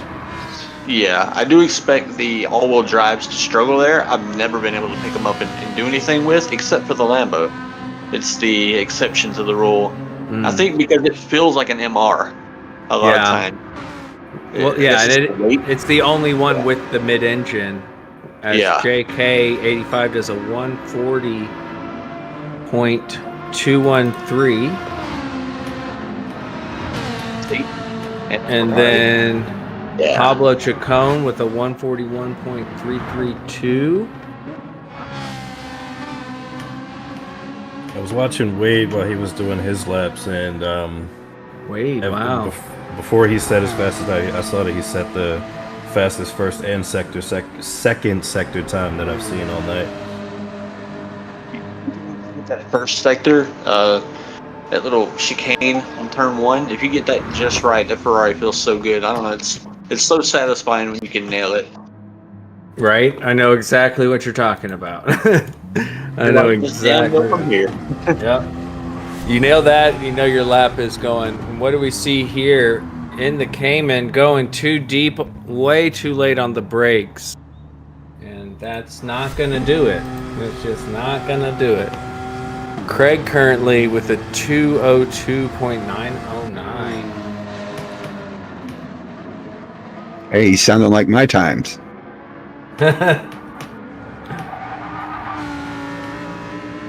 Classic. Big Joe is the reason I have ever driven those BMW M4s. Yep. Our stint at Moose Wars, where we did excellent. Yes, we did. We had fun, and that's what's important, right? Yes, sir, we did. Big and bearded. Big and bearded, baby. So that puts Wade. I forgot y'all did that. We just did one race, but it was fun. It was the worst track, but it was fun. Yep. And I remember it. Horn Identity improves his time to a 141.264. That's a pretty good improvement. I think if Wade nails this just right, gets the lighter car now with the stop, the fresh tires, could be a 39.4, 39.5. I definitely see it because I've always, anytime I did that, it was always 3 or 4 tenths quicker. If you nail that, if you get it just right. Craig, with a good improvement, it's not great overall, but improving on his time with a 151.665. We're making progress. What you can hope for. Yeah, just keep improving. See if these guys dump into the pits here. Looks like this is about that. The last chance to do so. JK's down 3 tenths. There's no reason to bank this one. I ran some of my fastest on bad tires. Really? JK will have a little bit lighter tank than Wade for his final push. Which is a good thing because that Lambo is a little heavier. I would assume. Yeah. It's so low to the ground, like compared to some of these other all-wheel drive cars, you were saying how it drives different. It is the widest and the lowest. All the other ones are a bit tall.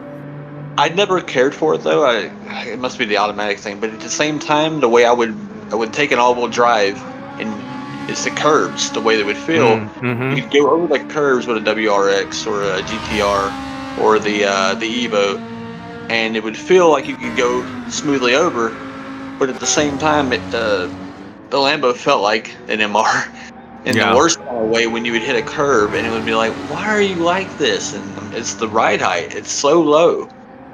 Yeah, you feel every little bump. Completely unsettled the car.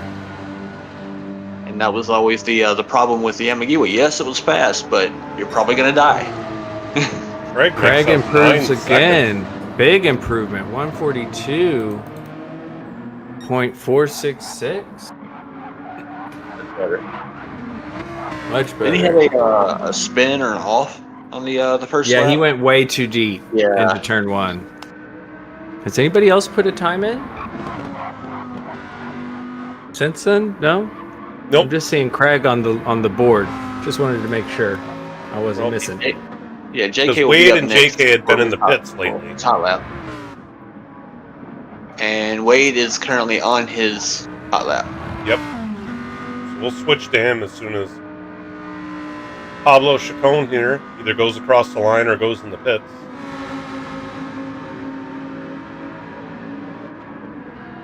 As he comes across the line. Any improvement? Currently P4. Nope. No improvement. Wade has improved by a Ooh. half a tenth. Yeah, he has. Come on, Wade. Let's go. Good exit.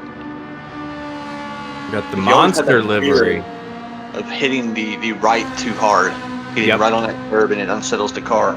But if you go through there and don't let it, bobble a little bit, 39.7. There we go.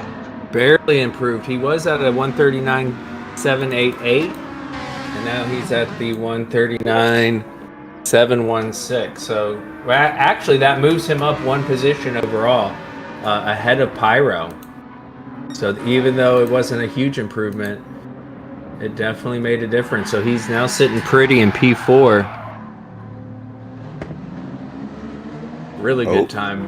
Actually Craig. improving again. Craig His, just get around the corner. Uh-oh. He went Nah, into he's a bit back of in a the power pits. slide, but didn't lose it. Yeah. Pablo will Yeah. be the next one to go across. And this may be the final series of laps. Oh, that's a heck of a lap from Wade. He's the top Ferrari now. He's definitely capable. In practice, I was doing 0.6s, 0.7s.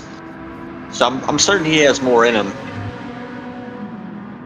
Just, The it's question hard is he connect going it to when catch it up to counts. JK for the long straightaway to get a bit of a toe, too? Okay, he's no one improvement. yeah, he's a tenth and a half up now, and if he gets a little bit of a toe, which I think JK might give him a little toe. You never know, unless he's on his own improvement. Looks like he's a little too will far ahead tell. right now.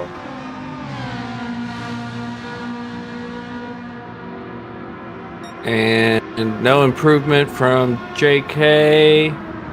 Yep, there's the 5. Yep. See, Woo! I knew he had it in. Woo!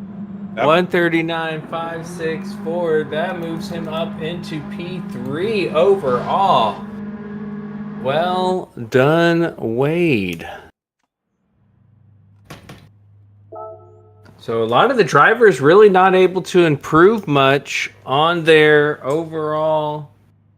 Let me make sure I have these times in correctly. So Corn Identity, I did not update their time. They had a 139. 940. That was a good time. We missed that one. 940. Yeah, we did miss that one. And then we got JK with the 140.213. Got that. Pablo with the 141.332. And Craig with the 142.466. So let me reorder that. So that puts Wade in P3 overall. Corn Identity up into P14. Very nice. JK in P16.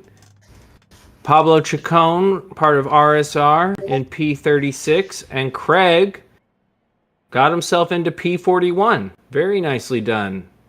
And That's the Porsche Cayman. So he's actually right there with his teammates, Speedburner, who got a 141.923. So And we were talking Good at the on beginning of them. this stream that I was predicting the top split would all be under 140. It looks like we have one last driver with a 140.182 is the one on the bubble. Everybody else in split 1 is under that 140 mark. I can guarantee it'll all be under 140. We still have Bobagito in the Genesis left to go, oh yeah. so it will definitely bump somebody. Tussenbox, any thoughts on what we just saw there?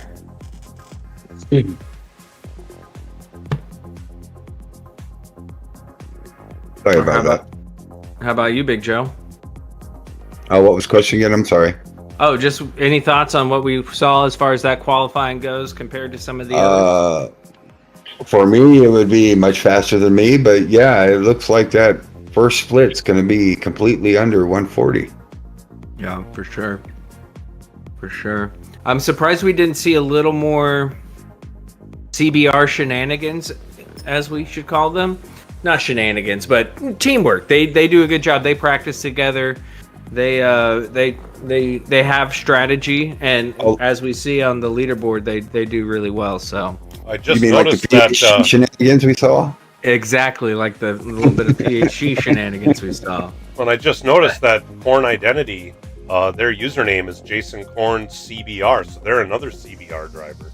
Yeah, I assumed that with the name Korn in their name, I was like, that's too much of a coincidence right there. But that makes sense. They've often brought 2 or 3 guys into the same qualifying session. Yeah. I mean, not necessarily to work together, but just to kind of work off of each other. Yeah. It's cool to see. It's like it's good to see the team, the camaraderie there. Yep. It's great to see the different teams, exactly. Yeah. I wonder if he has another account called the Corn Ultimatum. The Korn Ultimatum. How many of those movies were there? A lot. A lot. I Just stopped. like CBR, I think there's a lot of them. after the second one, I was like, okay, I'm done. I've had enough Matt Damon for my time. See, that's one of the series I haven't seen yet, but I've been wanting to. Oh, That's really? why Well, this one doesn't have Matt Damon. if you haven't watched them, like it's worth a watch. I probably watched the third one.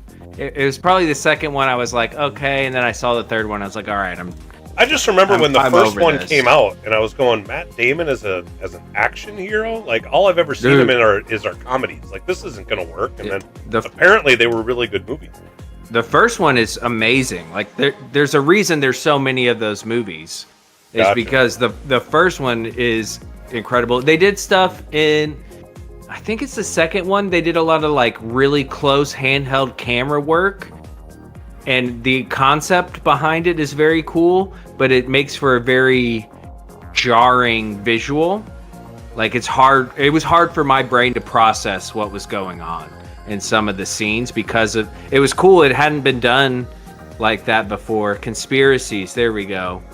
And it hadn't been done like that, and so it's like, as far as filmmaking goes, if you like to nerd out about film stuff, it's a pretty epic series. They did a lot of stuff and in the action world, and there's a lot of stuff that has changed because of those movies. So they are very important movies when it comes to cinema itself.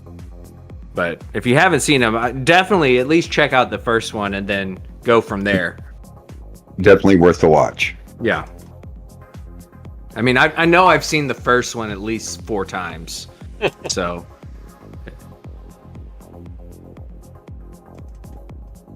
But they came out at a time where we were getting pumped full of those kind of action movies. You had Jason Statham was doing, several different movies at the time. Yeah. You had the Shooter movie where he's the sniper. You had the Bourne ones. Then you had the kind of quirkier ones like the Lucky Number 11 and Shoot 'Em Up. And then they changed the James Bonds to be more Bourne-ish like. Yep. Yeah, and that's why we had that huge shift in the James Bond being more rough and tumble because of the Bourne. Yep.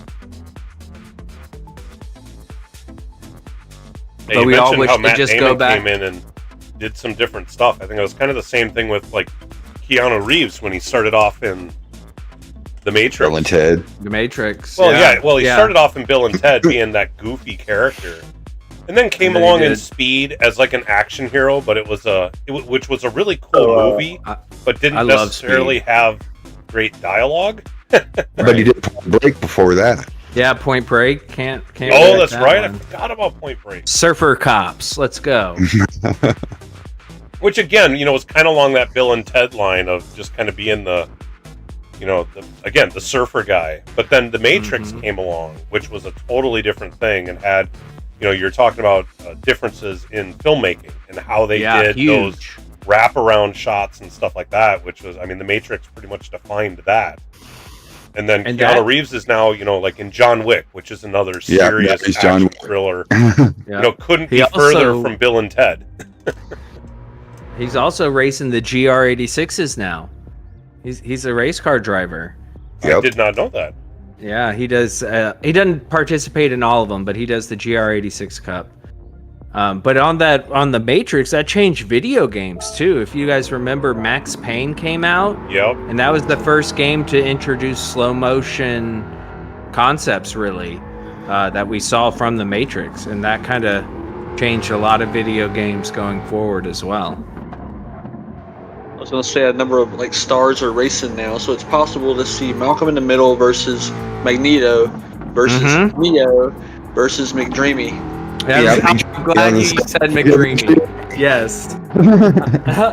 I'm glad you threw that one in there. It's true. We Turbo and I and my brother Augustella, we got to see Malcolm in the Middle, Frankie Muniz. We got to see he didn't have a good day. He left early. But he's had the best luck this year in anything really. And he's a good he's actually is a good driver. Just underfunded teams can't really. It's only so much you can do. Yeah, but he's in the Mustang Challenge right now, so They need to bring back that NASCAR racing TV show that they had with the celebrities racing the NASCAR drivers. Yeah. Michael Fassbender, he does a bunch of the endurance stuff. So does McDreamy. And then Keanu does the GR86, which is more of an entry level. And then Frankie. What's his name? Frankie. Frankie. Frankie's worked his way up and now is doing, essentially Group 4 Mustangs is what they're racing. And he does that. It's cool to see. It's like anybody can get into racing if you have money. But that's what makes sim racing so great and so much fun. Is it gives us all a taste. And now we have all these leagues. Like some of these leagues are huge, and we have leagues like NRL where money's on the line, and then you have the Gran Turismo GTWS, and then you have leagues like ours and leagues like Moose Wars, all IRO, all these different leagues, and it's so much fun to see, giving us all a chance to kind of live our dreams, pretending to be race car drivers. Yeah, I've certainly seen since NRL, since NRL took off and we participated in that, and then seeing a bunch of others pop up, and then realize that there are so many others going on, particularly over in the European area. There's a lot of leagues going on over there, which look like they're really well put on, really well thought out. Over here in the U.S., it seems like we're a little more up and comer, but we're certainly getting up there. It's true, and our good friend Flawed Genius Gaming, he is actually part of a South African league as a commentator that is sponsored by the FIA. It is I want to commentate for them, but our schedules don't work out at the moment. So I'm hoping that next season schedules work out and I'm able to be a commentator for that league. But it's so cool to see the FIA, the governing body of motorsport globally, is taking an interest in sim racing and in a Gran Turismo sim racing league, not just iRacing. Really cool to see that happen. That gives it real legitimacy for us who enjoy racing but also enjoy this fun commentating side of it, and the production side as well. Oh, so we could all hate the head of it in sim racing as well. Awesome. Yeah.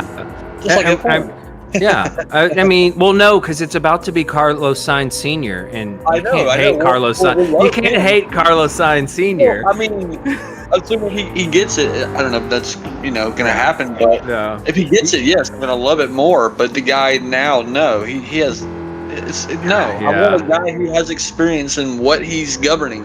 Exactly. Not Well, just money. honestly, do we ever like the overall person of any sport? Like you look at Roger Goodell or Nick no, Silver. I don't Like yeah, you can't. always hate on him. Yeah, you can't. It's not a position to be liked.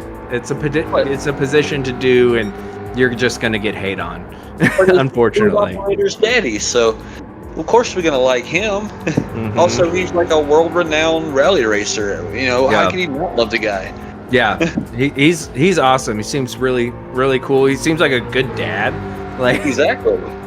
like on top of everything, and that's so cool what Drive to Survive has done. I know a lot of people want to hate that it's ruined the sport for some, but like no, it's let us in and let us understand and see more about the sport, which makes us care more. Like if you have more to care about, it makes the sport better. So Right. I'm all for it. While I no longer go to F1 races in Austin like I used to, which is kind of a bummer because it's just too crowded. But overall, like it's more fun to see more of the sport. I'm gonna step away for 1 minute while we wait for a couple of these guys to get in here. I'll be back. Right? Hey, look, we got a cheater in the room. Oh, cheaters are not allowed, y'all. Get out. That's rude. If Raider joins, I think the server might crash.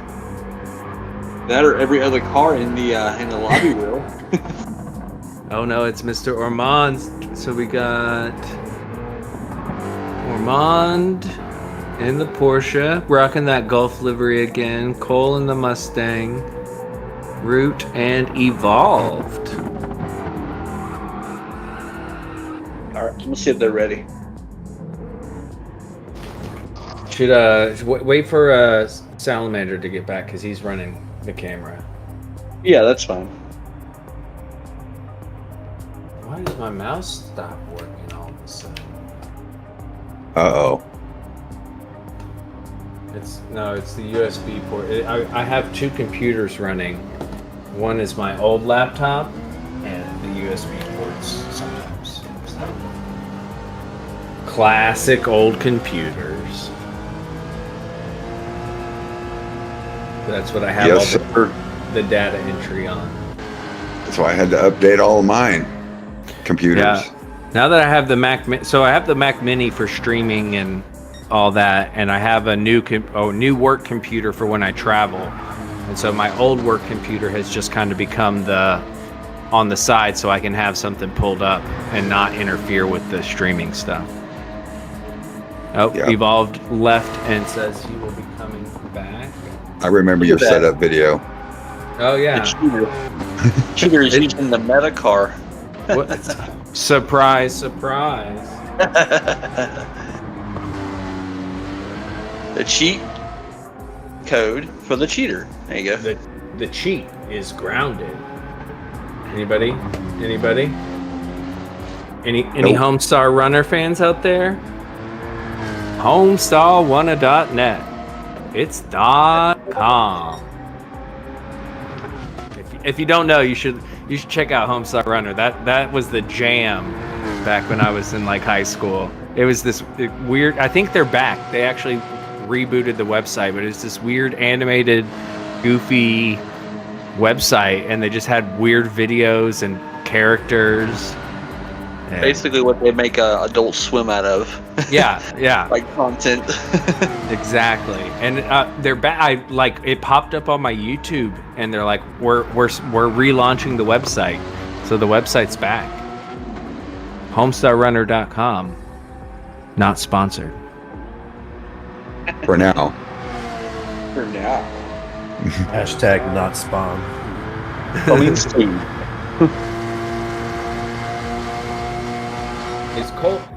Is Cole actually qualifying tonight? No, Cole's already qualified. He's okay. He qualified. Yeah, I'm he's in looking his- on this stupid spreadsheet for him, and now that I know he's says qualified, I see Yeah. See, I was looking at I was like, do I need to type him in? What do I need to do? But no, we have Armand and Root. Perfect. Perfect. It's Smurfect. Just waiting Oh. for Just Papa! realized Root's running one of my liveries. One of mine too. A W Energy. It's got my name on it. Oh, does it? Nice. Yeah, this is one I designed. See, it's got my name on the back and on the windscreen. Yep. He didn't It's strip always- them off. It's always fun to see. Oh, he did add the I am Root to the back.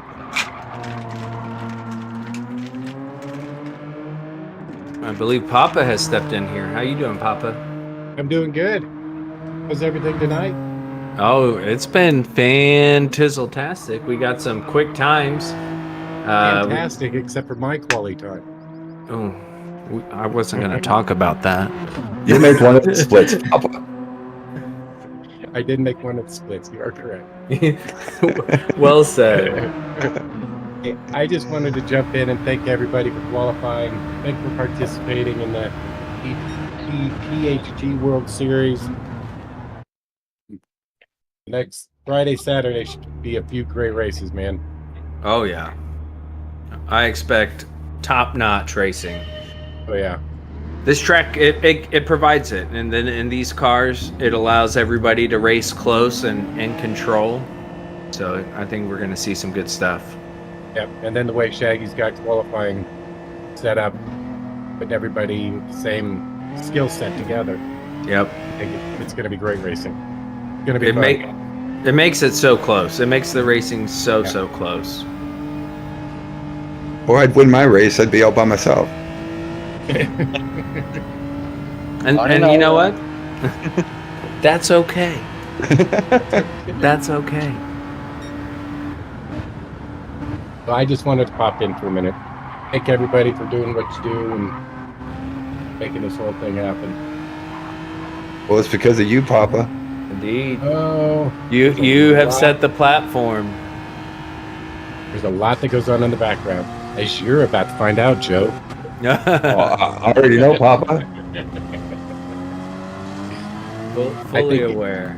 Yeah, I think everybody's up for the challenge. So as long as we keep working as an incredible team that we got, this just makes it fun. So It's true. It's true. It's a lot of fun. It's one of those things. It's more work. We are all of us involved are taking on more work on top of our daily lives, but right, it's worth it. It's fun. It's a blast. Yeah, we have fun doing this. We don't have fun at work. Exactly.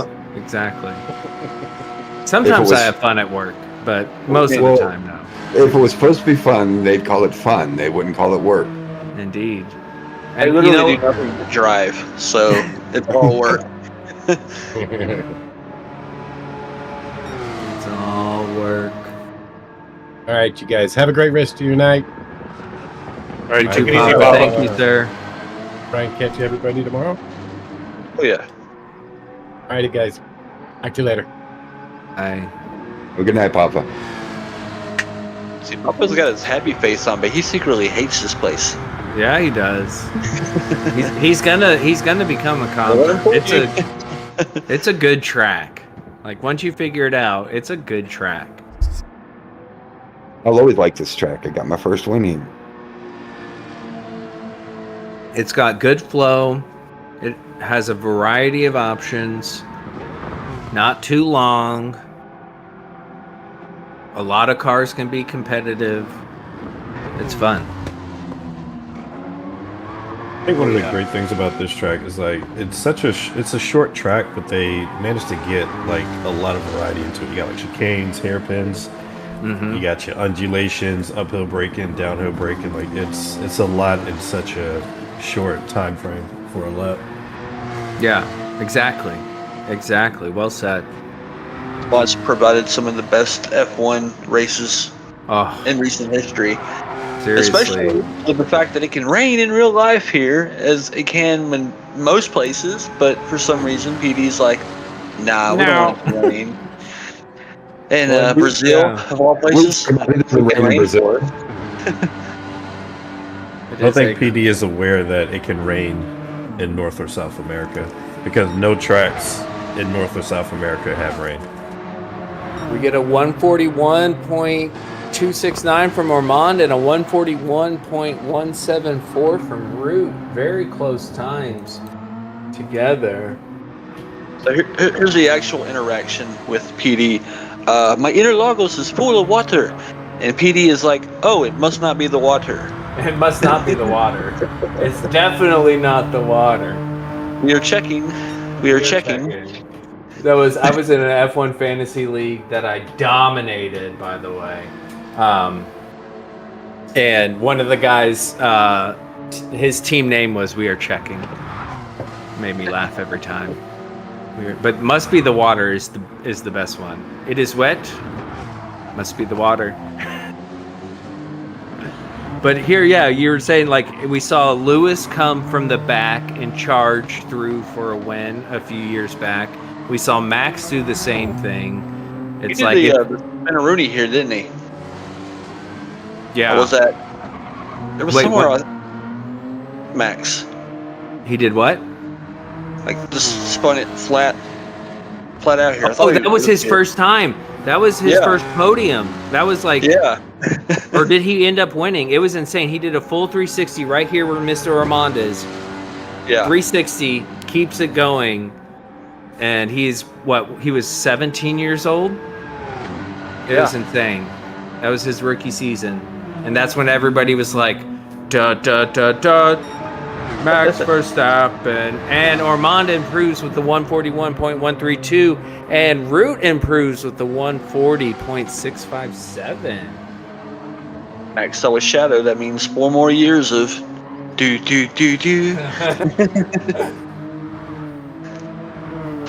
I'm a big Max Verstappen fan as far as race car driver goes.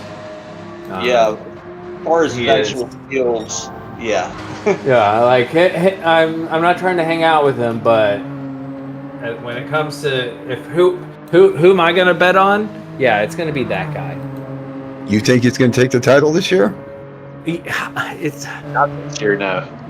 It's what's gonna if it could happen if Lando decides to If McLaren breaks down? Yeah, if Lando decides to be not his personality, which is to be nice, it could happen because they could start. We could get a Hamilton Rosberg situation. I was gonna say, would you call it the Orange War? Yeah, it would because Max is orange as well. The Papaya War. The Papaya War. There you go. Yeah, it would.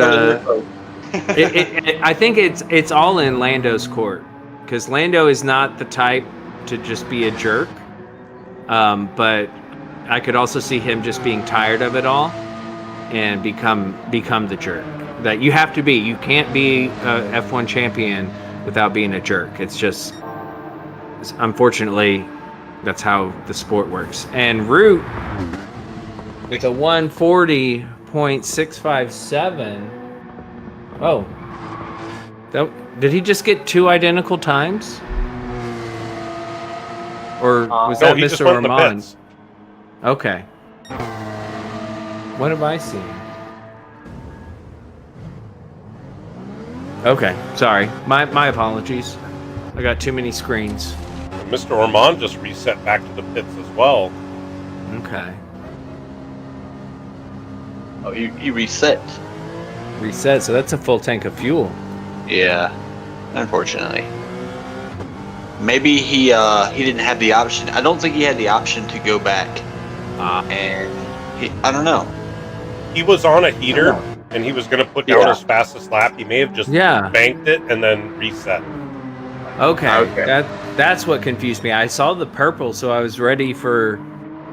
Thing is, Root was on a personal best as well, but decided to pit anyway in order to try to make it even better for this first hot lap. That's the trade away to go into the lap, or to botch that one. Like it's going to be better, but the next one could be 2 or 3 tenths even better. Yeah, it's you got to try it. That's confidence. That's practice, right? Like Right. if you feel like you can put in that lap, it's worth it to just bounce and do it again. I was afraid to go for like 3 laps and then go for the hot lap. I went for 2. And that's why it was another 10th or so. But I kind of went with what I knew I could get instead of what, the risk was going to be. Because at least if like I bailed on that, I could go and try again. Yeah, absolutely. That's what I just did a little bit of practice here in one of Papa's lobbies earlier in the week, and I struggled to get a solid lap in. I got a 140 point something in the Lancer, but I knew I could go faster. I am actually fast around here, but I couldn't get that timing right for the pits. I did a couple of quali sessions and just couldn't quite put it together. So a lot of practice definitely pays off here. I think I did 1 lap in the Genesis just because everybody's putting down these great 39s with relative ease, and my first lap was a freaking 39 before even the fuel trade off. You're like, dang it! Crap. The car is fast. And then I can't even do that in the first lap with the Ferrari. Like it doesn't come until I lower the fuel. Yeah, it's crazy. But the tires are gonna die quicker on this, so I'm like, it's okay. It's a fair trade. So this is gonna be their final lap as Root's coming around to enter what we have called the most crucial turn, coming down this hill. He's way up. He is on for a 39.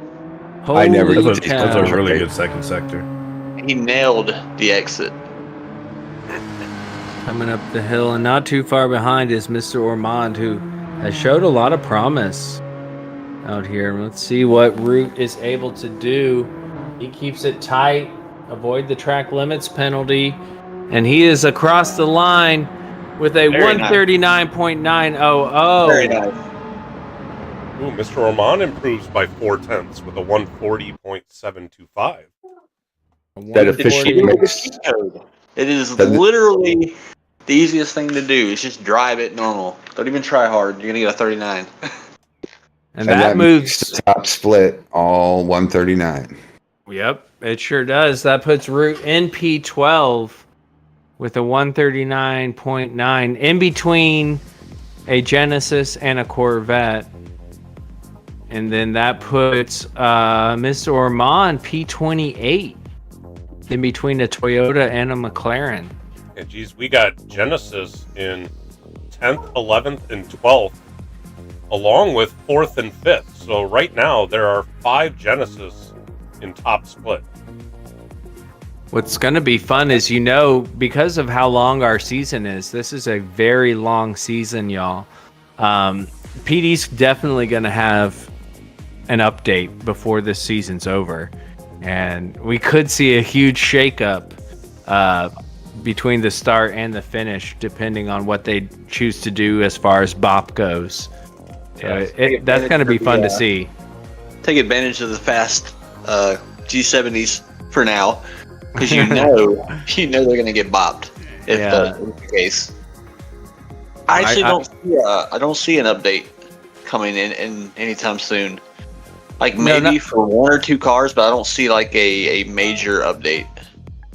Well, how many weeks is this season? It goes for 9, doesn't it? The regular season, Right, and then the there's regular season. weeks of playoffs. Or That's a lot. There's a couple of skips in between, and then an all-star race, and so Yeah. it's really 16 or so. Yeah, That's a lot of time. I could see within the next 2 months, that's a lot of time. That's a lot of dailies to go through, and people complaining about this car's too good or that car's not good enough, and PD making adjustments. Yeah, they just better stop. That's why we don't have all the fun things in GT7, because they didn't like it, and then they whine. that was when the big physics update that happened way back when now. But like every big streamer had a negative video, And I loved the update. I loved what they did with the physics because it enhanced the road car feel, which is what I like. And so I was like, everybody else is complaining, and I'm over here like, this is the best thing ever. The only bad thing was that it made it not as fun to drive on dead tires.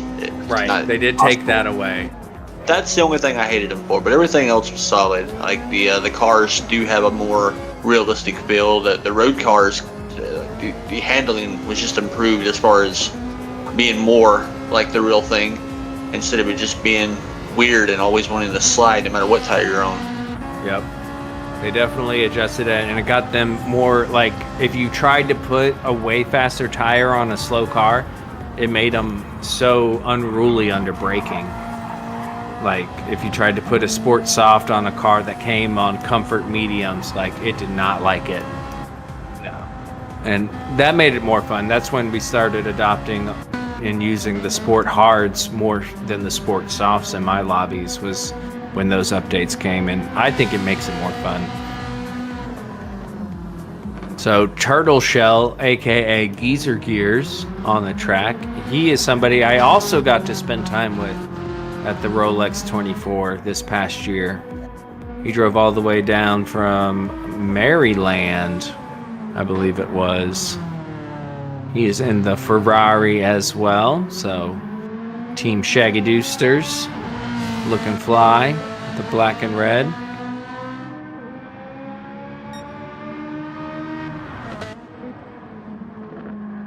Looks like he's going to be the only one in this session unless somebody else joins us. We got lots more time of qualifying, so please feel free to join the party.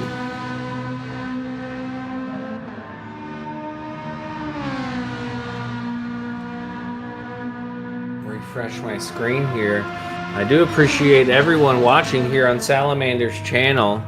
Looks like we got a new subscriber already, Salamander. We got Trying to get 3 of them here today. Yeah, 31 watching, 27 likes.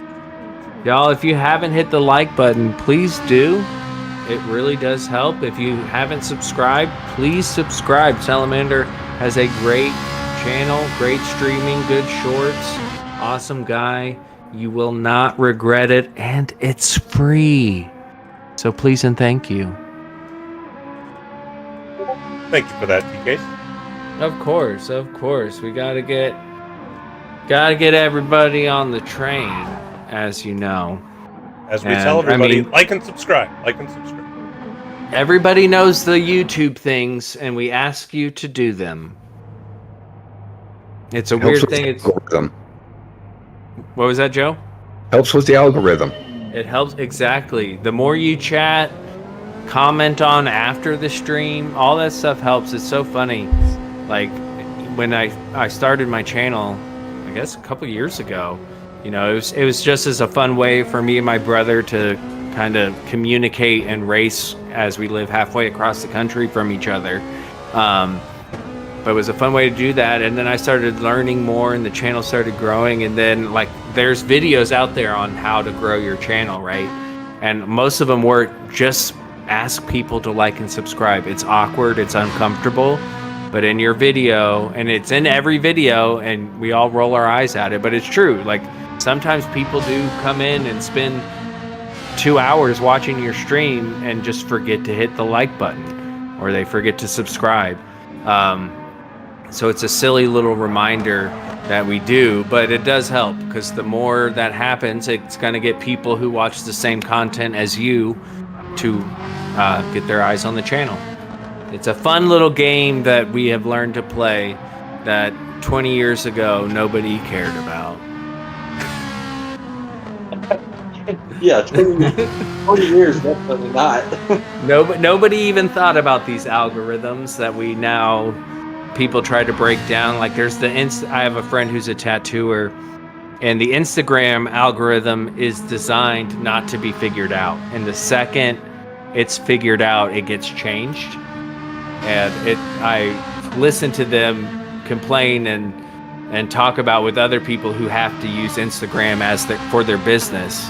And they talk about it's like you Just find something that works for you and just keep doing it, because if you chase the algorithm, you'll never catch it. Glad I don't worry about all that stuff. Me too. I just do it for the heck of it. I have YouTube. I got off Facebook back in like 2010 and got off Instagram in like 2020. Never did the TikToks. So YouTube is like my only social media platform, technically. It's kind of like a half social media platform compared to the others out there. But I never did Twitter or X either. I've probably got the oldest channel here, and all of you are way surpassed me. That's You mentioned how you attention to the algorithm. You mentioned why you got started. It's like I originally fired up this YouTube channel because my kids were watching people play, and then they knew that I was doing daily races when they were gone, and they would want to watch them. And at first I recorded on the PlayStation, but then if they wanted to watch them, they had to use the PlayStation to do it, which took away from their brothers' game time. So I launched the YouTube channel and I recorded and then uploaded it to YouTube. So if one of them wanted to watch my races, they could just pull up YouTube on their phone while somebody else could play on the PlayStation. And then it took on a life of its own from there. Now I'm into doing league races and commentary and broadcasting. So that's when I met Sal. Was around season 1 NRL. But yeah, see, there you go. I mean, there's been a whole bunch of people that I've met both through NRL, through PHG, through all these things. I think I've mentioned before, one of our buddies, Pyro, is the first US streamer I really hooked onto back when he was streaming more. And I kind of got to know him a little bit. And then through him, I got to Papa's channel. Yeah. And then, and that was before I ever started either streaming or recording. I was watching Super GT and Kirith and stuff like that, but I'm like, I was purposely searching for an American streamer. I wanted to find people on my side of the pond. And I originally found Pyro, then found Papa, then found McNaughty, and now there's dozens of people I follow. Yeah. So. Yeah. And just real quick, Geezer Gears, aka Turtle Shell, was able to do a 141.802 on that last lap. That's a which respectable puts time. him P42 overall. Yeah, that's true. I think the first US streamer I found was Manny, I want to say. And then Papa I discovered just because at the time we both were just in each other's races. Like every race we were in the same race. Yep. And we had good races together. And that I think that's how I met most people, is like you just have 2 or 3 good races with them, and then you find out at least one of the other streams, and then you find each other and kind of go from there. Yeah, I think it was funny Which that is I had really the same cool. thing where I raced against Papa a couple times, and I went and watched his channel, and the thing was I saw Pyro commenting in his channel. I'm like, oh, so they're kind of in the same group. So I latched onto him right away. Yeah. And that's how I found McNaughty. I'd never seen McNaughty. I'd seen his shorts, because McNaughty has been posting shorts for over 2 years now, every single day. And I'd seen some of his shorts, but I hadn't subscribed or anything. And it was in Papa's chat where I learned about NRL, and I couldn't race. And he was like, here's, join the Discord and we'll connect and you can do commentating. And that's how I got involved in the commentating. No, I got a little bit of an update on a time set by Mr. Armand. It didn't count his last lap for some reason. He sent me a video and it was purple, and then all of a sudden it turns to red after he passed it, and it was legit. Yeah, And that makes sense, because when I said that and we were like, nobody said a quicker time, I was like, wait, what was I seeing? What was that time, Shaggy? A 140.510. Oh, right. So that is like a 210, 140.510. That moves him up the order a bit. Exactly, Yeah, that's a big it deal really as far as getting closer to the, well, it's going to be a second split for now, but still pretty solid in there. And that gets him up to P24. As we see, Geezer Gears was purple, but as we know, this last section can eat away at your time, but it looked like he got a good exit. His fastest time right now, a Oh, he's going to the 141. pits. Oh, Going to into the the pits. pits. That's that, like, do you sacrifice what you know is a good time for potentially, I say potentially because he's only got time for one more lap, an improvement, because he currently is sitting P42. So he would definitely like to get into the 140s if possible and move him up quite a bit, or into the low 141s.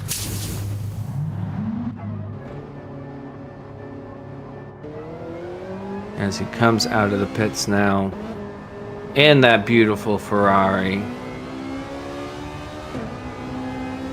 Gets up a good bit. Another high split for a Ferrari would be nice. Mm-hmm. As we currently have Slick and P25 in the Ferrari. We can get Geezer Gears up there a little bit. It's going to have the outlap, of course.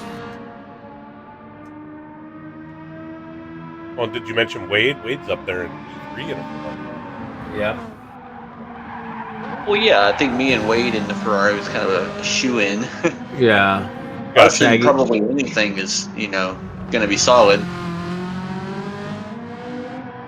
But outside of that top split is Slick currently, and then we have Geezer Gears, aka Turtle Shell. We got to have representatives in every split, so that way we can win them all. That's the way it goes. Domination.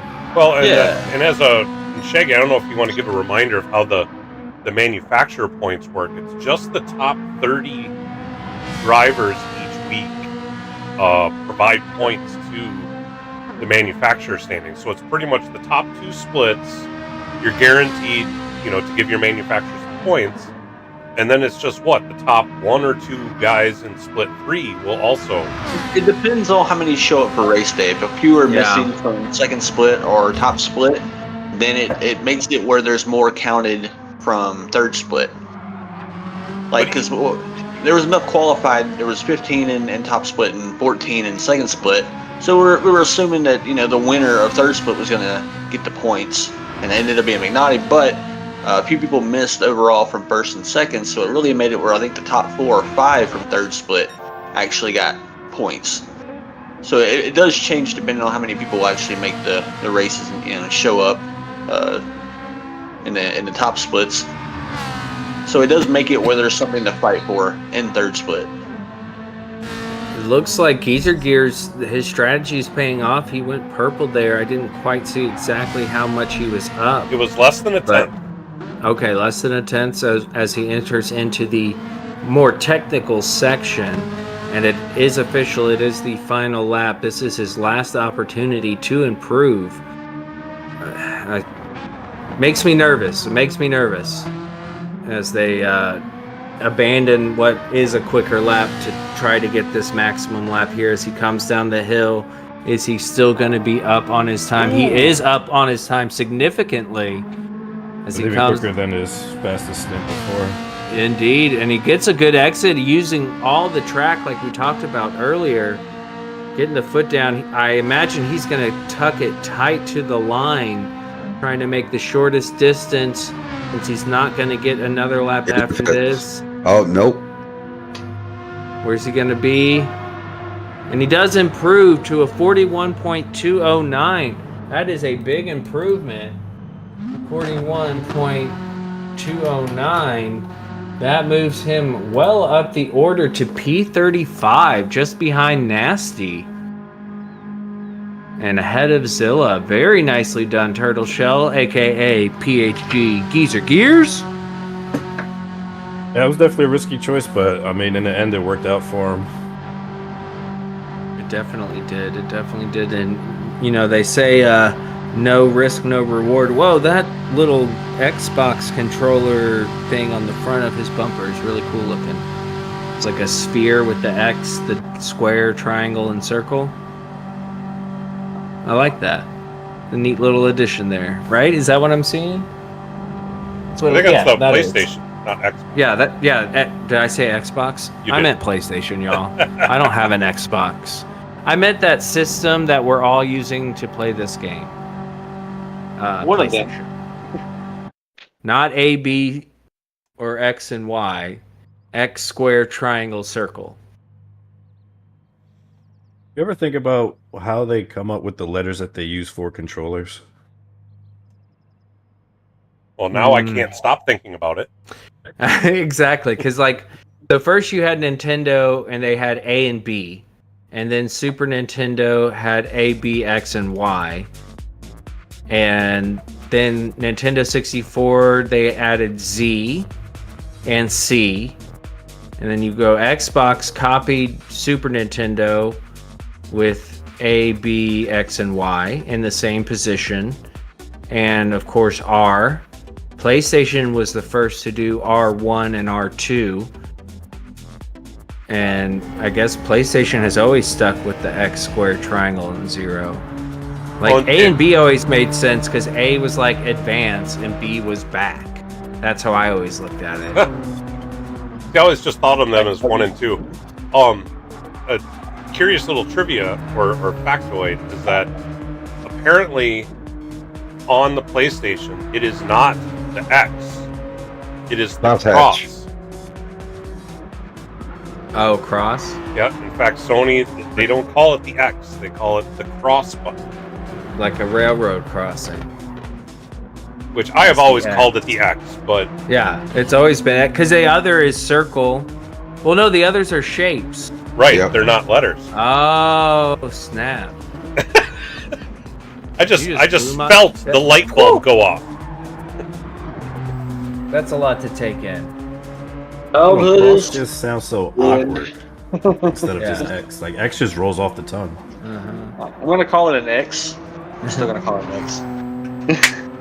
Do we already have Evolved on the timesheet? Has he already qualified? No, he is not.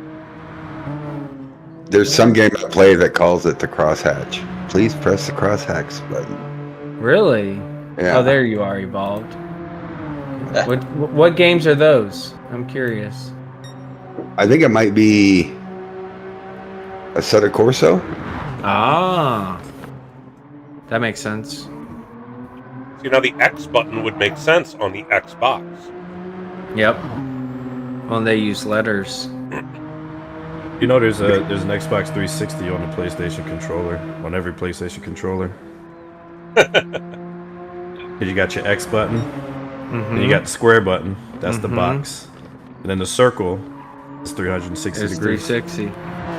Well played. Well played. We also have Jay Senior in the lobby. And Angry Fredbird. I don't think Fredbird. either of those two participated in round 1, did they? No, I don't Evolved believe did. so. Yeah, Evolved Evolved did, yeah, did. but Yeah, Jay Senior and Angry Fredbird are making their first possible starts. Their first qualifying, anyways. My schedule wouldn't allow me to compete until like round 5, so I was like, no point. I mean, you can still do it though. You know, it's the fun aspect as well. Like Sal's only doing a few of the races, and so far has gotten himself a podium in one. So you know, just have a little fun. Pick your favorite car and go with it. true. True. Looks like Jester's running the Nissan, the GTR. Solid That car. would be the time I saw the 155 out here.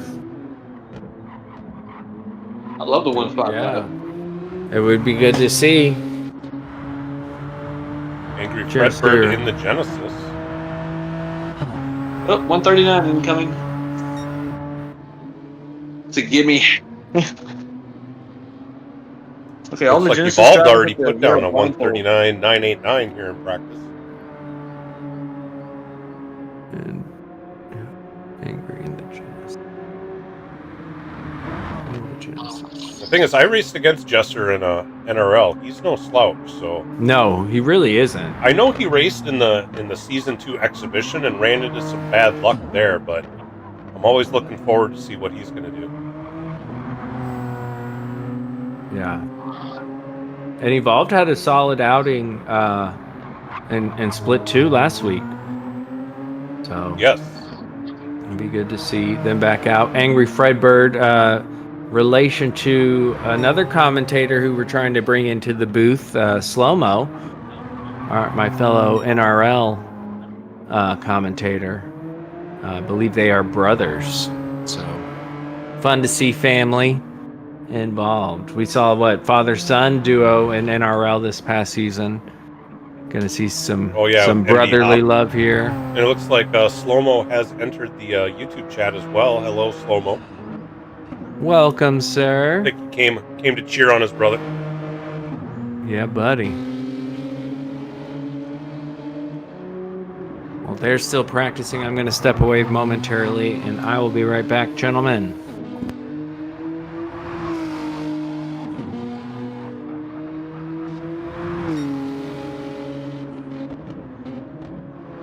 See what kind of a practice lap Jester's able to put down here. He's got to keep it on the track, though.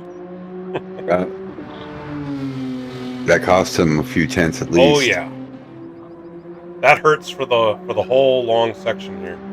Yes, it does. I know I found whenever I'm at this track, I am pushing that final corner quite a bit because you can gain so much time. But the problem is you can lose so much. He did do a 140.2 with that mistake. So I think a 139 is well within his Oh, yeah. purview. That point 2 was because of that mistake. I do like Angry Fredbird's livery here. It's clean. Yeah.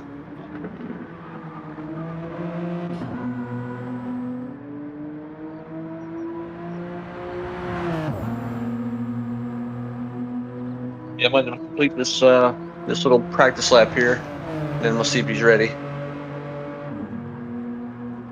That sounds good. But one thing I'm curious about is I've seen a few people running counter steer assist, and I'm wondering if that's actually advantageous in these cars.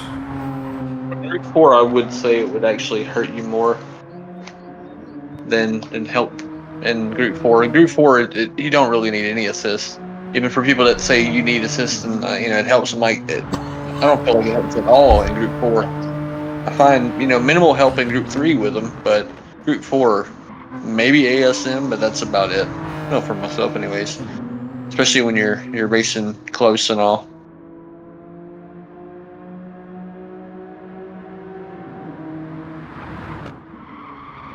The only thing I really changed is the brake balance and the traction control.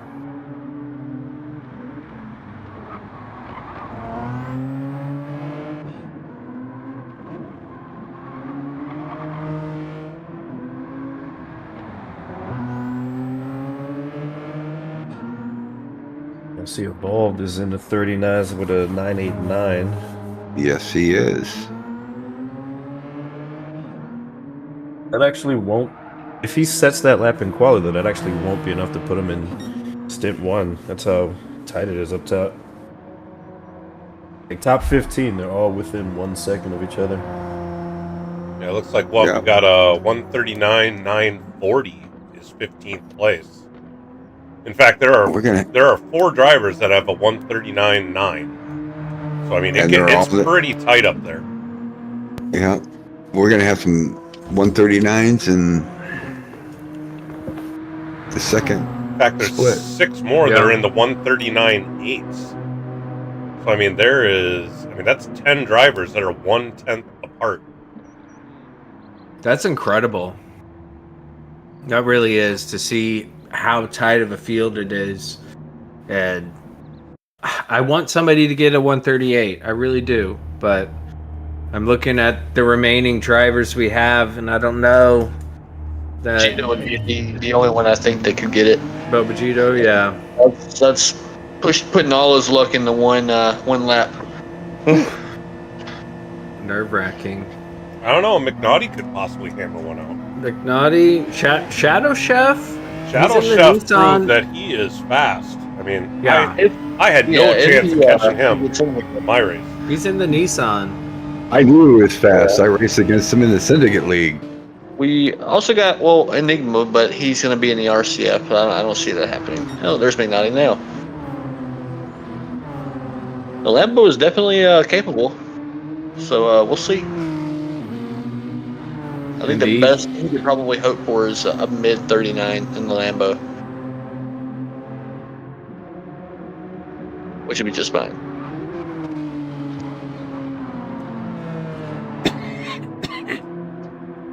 It's just, are we getting McNaughty? Are we getting McSlow? Are we Get getting McLast place. Yeah. Definitely not McDirty. AMG. There's no AMG this time around, so yeah. Alright guys, y'all gotta spread out a little bit. I can see all of y'all under one blanket. No need to change camera views. We're getting it all right here, right meow. I see one, I see three. So we got 2 G70s and a GTR. Basically the meta. All all-wheel drive. We should see some pretty competitive times. Yeah, I think all these drivers are capable. I know Angry Fredbird puts a lot of practice in, and then I know from NRL what Jay Senior's capable of. I know from the last race that Evolved is capable of being competitive. So we've had some samplings. Yeah, I wasn't familiar with Evolve before, but I mean, he had applied a little bit of pressure on me in that last race. He did, yeah. He definitely had some pace. And he had a good-looking car too. He had that really cool black and yellow Genesis. It was nice. I had so much fun calling y'all's race out. Like that was. I did go back really and watch it. myself. That was pretty good. You got a lot of good shorts material out of that one. Oh yeah, and it's just a matter of going back through and watching it all again. I don't know if you saw. I posted a short this morning of the incident I had with Speedburner, so you could see it from my point of view.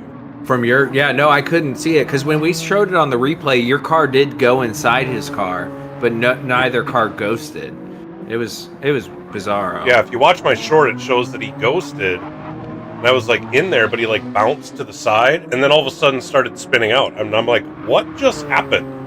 Yeah, it's like it wasn't me. But then we did show later on the broadcast he was by himself, and his car was jumping kind of all over the place. So it definitely was an internet connectivity problem. I spent the next half lap kind of going, did I do anything wrong? And had like Pyro and Vetter Dan and some others like, no, we think you're fine.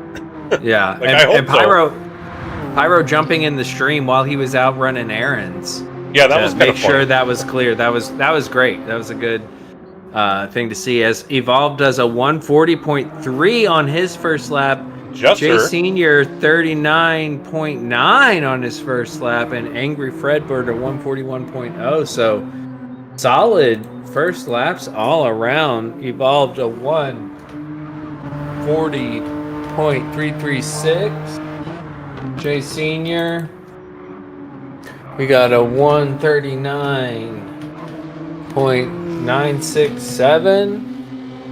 Angry Fredbird with a 141.075. I'm going. What? Sorry, my computer. And I did see in that first sector, Evolved was purple by just a little bit. All right. I mean, that means he had to have been about 4/10 up on his time. I did not catch the split on Jesser. We'll make sure to grab that on this next one here. They're about to hit the Sector 2 time. Evolved is still purple. Jesser's fallen back a little bit.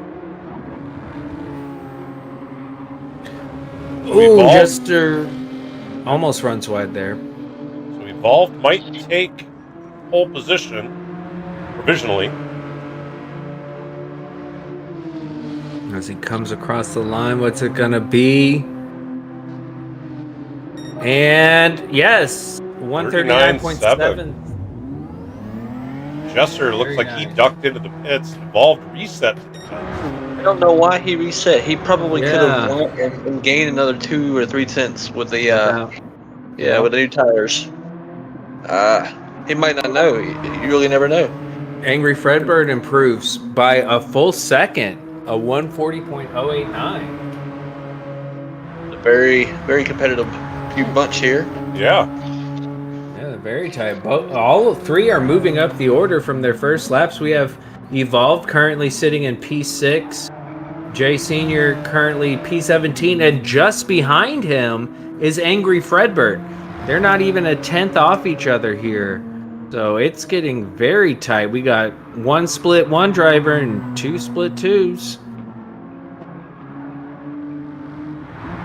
Let's see if anybody. So you said Evolved reset to the pits. Jay Senior took a pit stop. Yep. And Angry Fredbird stayed out? So far, I would imagine Angry Fredbird may be coming in this time, but I'm anxious to see if Jesser's able to put down a pretty significant improvement with his pit stop. Yeah. I mean, Evolved had a heck of a lap there that he definitely got, that he surely wanted to bank, but you're right, he could have just gone around. I mean, at least this way, I think he's going to get 2 hot laps in. If he thinks he just made some mistakes and can clean that up, instead of having only one more hot lap. Yeah, because if he had a win around it, he would have only gotten 1 hot lap. I mean, yeah, he's got more fuel now, but at least he's got 2 more shots at another lap. Yeah. Well, Angry Fredbird did not come in. No. He might just be running until he's done. I mean, I would be happy with a 140.0. I mean, to be honest, like to be in split 2 or 3, like that's good enough for me. Oh, as Evolved, that's going to be a pen. Yeah, reset. Oh no. Are they even going to get another lap in? Yeah, there's still 2.5 minutes left to go. Okay. They'll get a hot lap in. Okay. That happened early enough. I may have a degree in accounting, but time math is not my friend. Not good with the time math. Dollar math I'm good at. All right, let's see where he's at the end of first checkpoint here. He's pretty much even with his best time. We'll see if the lighter fuel load will help in the twisty section. It should. I think his livery will help any of his opponents in VR, as it is chromed out and blind anyone trying to pass. It's like Angry Fredbird down about a 1/4 second from his best. Probably not going to improve on this one.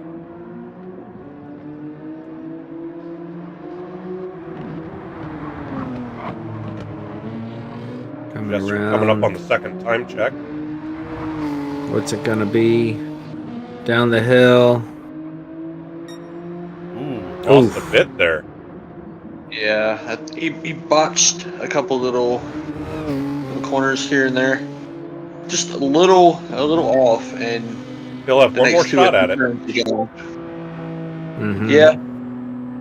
Didn't get the best exit though, unfortunately, and then scratched the grass there. Ooh, looks like we got a lot of people queuing up for the next round. It's getting to the end of the night. It's time for everybody to come out of the woodworks.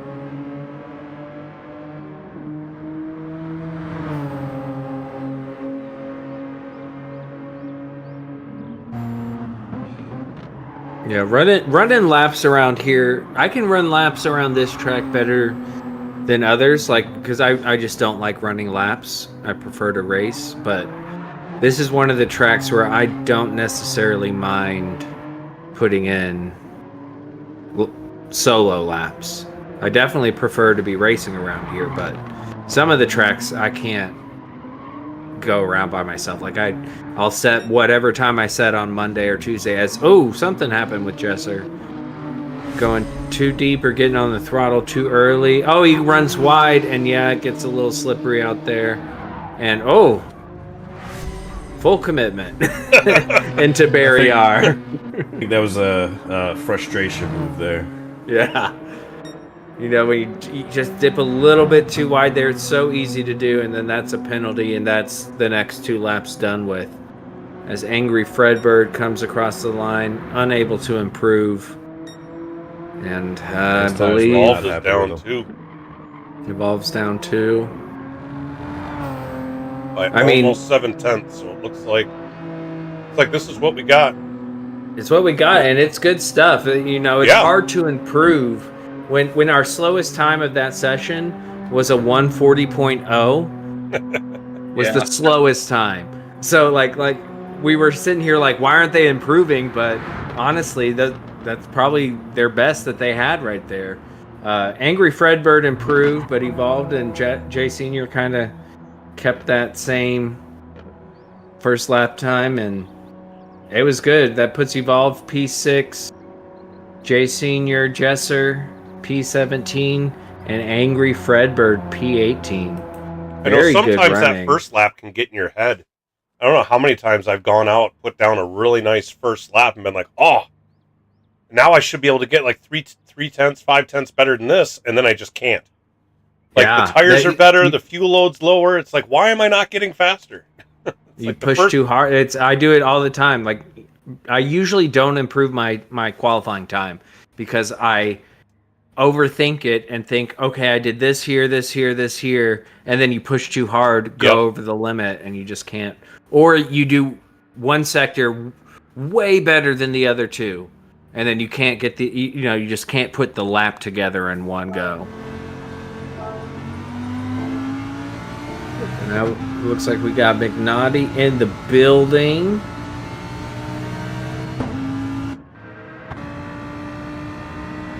Who else do we have?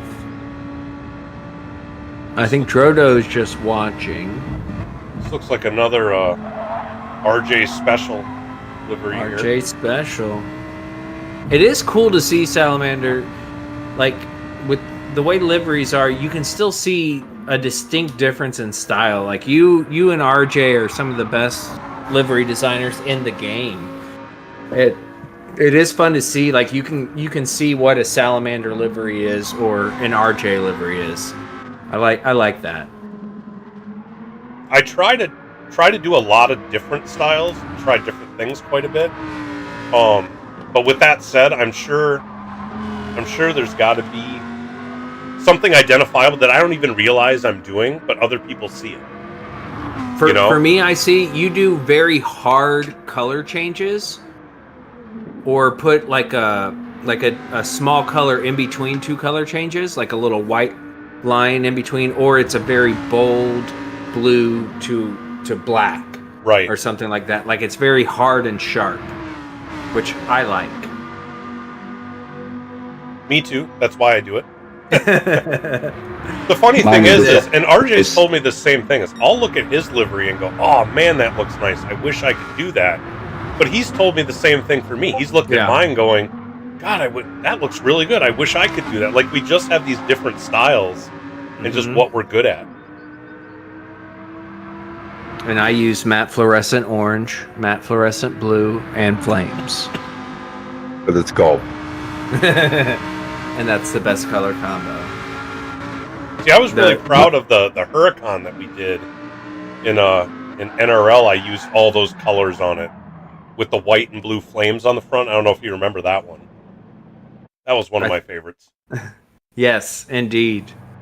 Indeed. Flames always make things better. I will say, you designed the ones we use for Moose Wars, right? Yes. Joe? Yeah, Yep. those are phenomenal. Those are shared and saved. Oh, I'll have to look at those. BMW Golf he did were excellent. I didn't touch them. I was like, yep, nope, that's perfect. I told him Golf colors, and he put out some really solid stuff. Yeah, when me and Shaggy did Moose Wars, I did all of them. With that one, I tried to make the same livery on every car that we ran. And because we had to run a different manufacturer every week, and it was, 5 races? So that was like 10 liveries that all looked relatively the same. I mean, pretty darn close on 10 different cars. That's cool. That was challenging. It was fun. though. You don't realize it till you do it that, like, some stuff just doesn't work. Right. Or on you have certain to cars. use a different technique to make it work. That Right. I had to figure out. You have to have patience, which I have patience for so much. not liveries. I'm getting better. I'm getting better. I got lucky and just reversed the colors on the cars.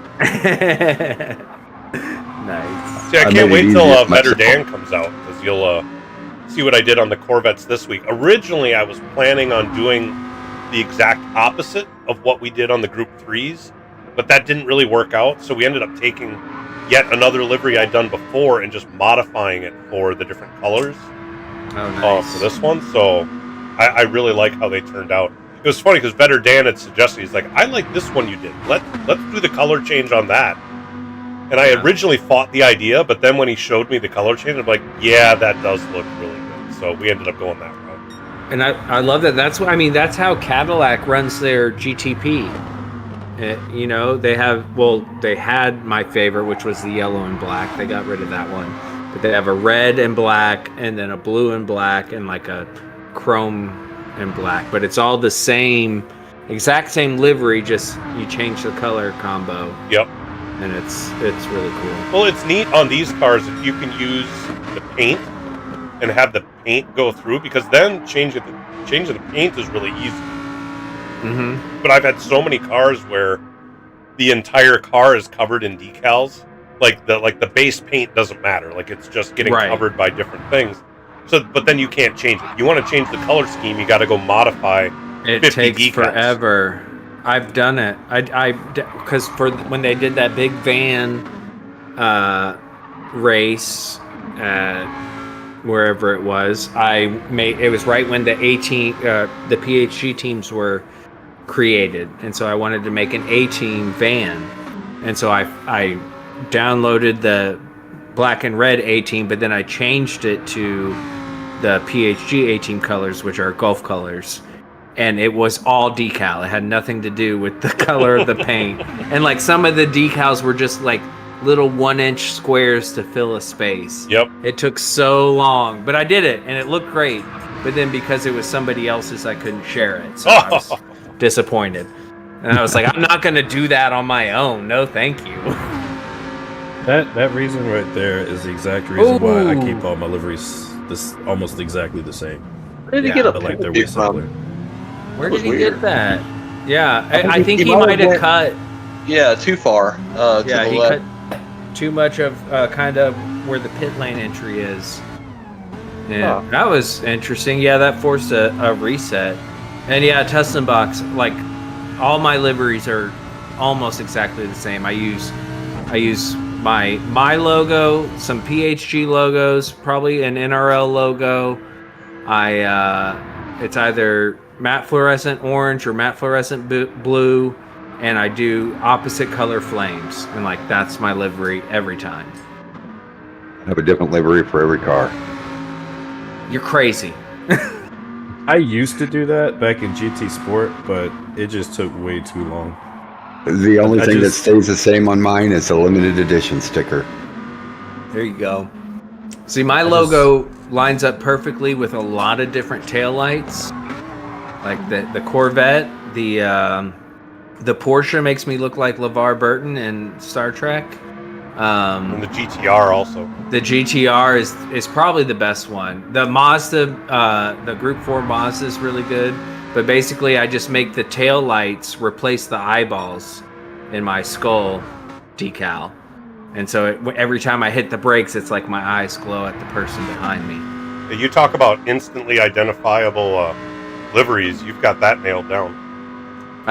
That is true. You know you know when that matte fluorescent orange is in your rearview mirror, or if you're staring at my logo for a while, getting frustrated because I'm not driving as fast as you are.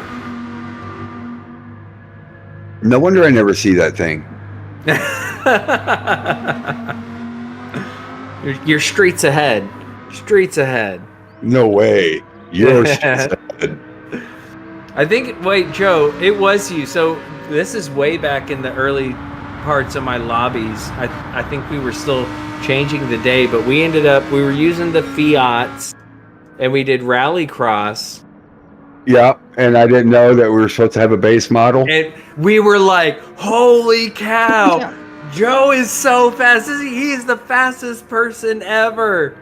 And then Your car was so modified, and we were all on stop. 'Cause, yeah, once I got the base model, I ended up right back where I usually am. That was before I knew how to do lobbies and bop, and it was early days. We were still figuring things out. But I remember, like, the chat was blowing up with how fast you were, because you were just light years ahead of the rest of Where us. did he come from? Yep. Yeah, I think I even managed to lap a couple of y'all by the end of it. Oh yeah, for sure. I was well into last place. I was like, I don't know what is happening here. How is he doing this? Gosh, that was. I mean, we hardly knew each other. This was at least a year and a half ago. Oh yeah, it was way Early in the beginning. days. Back when we still had to buy the car to go into your lobby. Just Now you have them all. not yet, but I'm getting there. And McNaughty crossing the line, he puts down a 140.458. Not I don't bad. know if he'll have enough time to be able to pit and get new tires and try another lap. No, I don't think so. He would have had to have reset Probably back here to from- that. Yeah, that penalty really kind of ruined his strategy, but that does put him in P25. Well, he is on a little bit of an improvement now. Yeah, he's about a 10th up. We don't want to see him down in split 3 again. I think he'll be in split 2 by the time this is done. Hopefully, with a better improved time.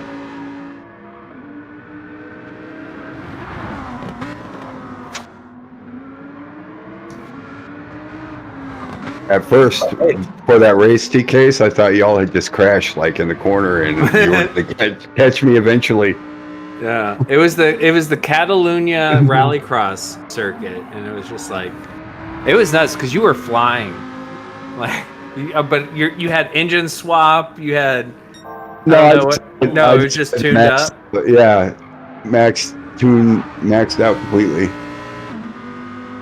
because I don't know how to do the engine swap that stuff. Exit might have been compromised.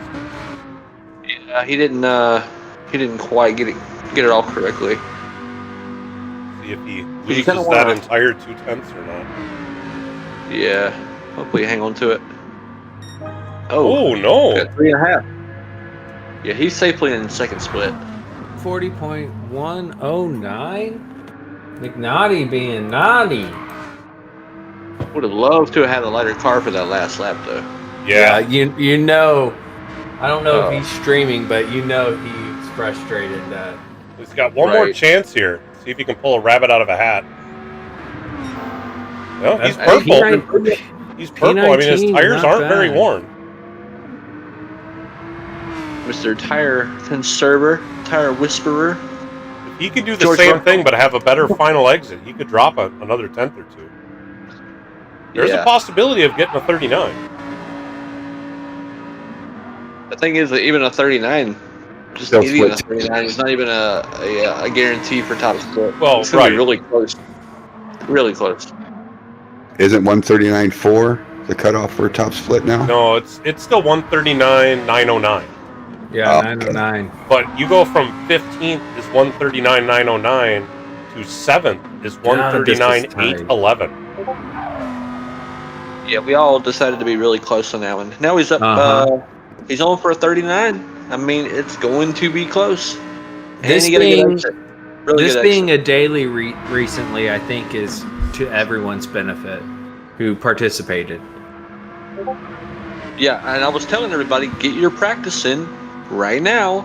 Though they kind of changed midweek and they kind of bummed it up a little bit for what we knew about it. Woo! He hugged it tight. Oh, you got 139. 794. Top He split. got it. McNaughty doesn't I disappoint. told you not to count him out. No, you can't. You can't do it. Dude's Yeah, good. he absolutely nailed those last 2 sectors. He had to. He didn't have a choice. He had That's to go P7 with the overall. hard Fidel. Yep, P7 overall. He is right in between Evolved, who is in the Genesis, and Fast Cougar, who is in the McLaren.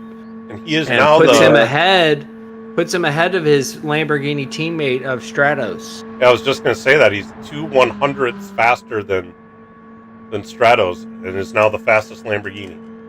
Very nice. He's got to be the Lambo representative, you know. So he's got to show him how it's done. Maybe he's got Simon in his ear. I was gonna say, is Simon Lambo for the actual? He is. Yep. Okay, that it all makes sense now.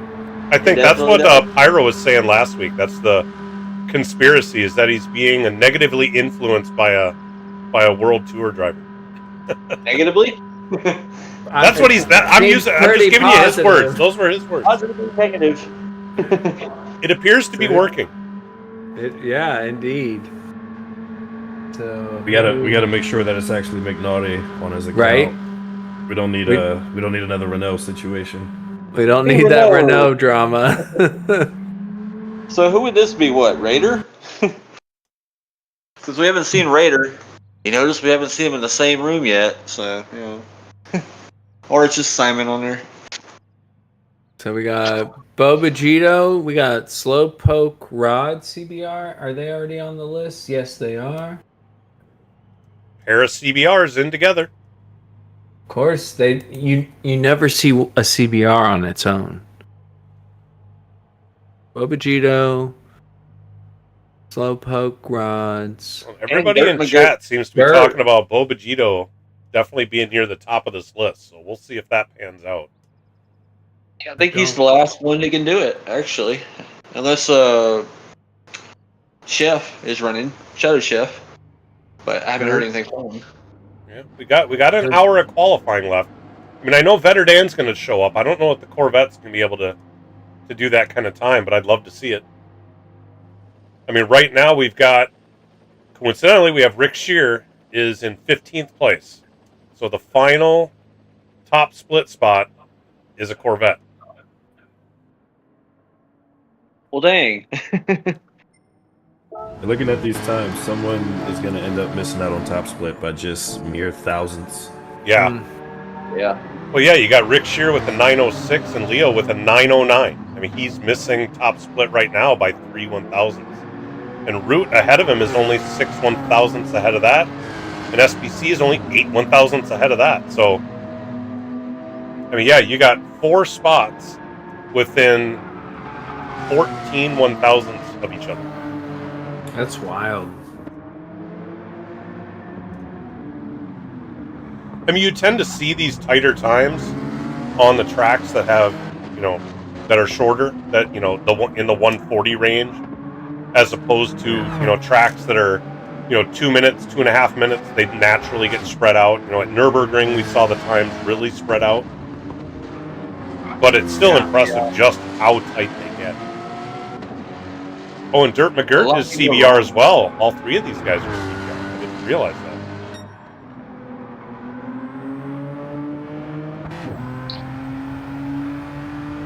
Of course, we got to go with the consumables theme.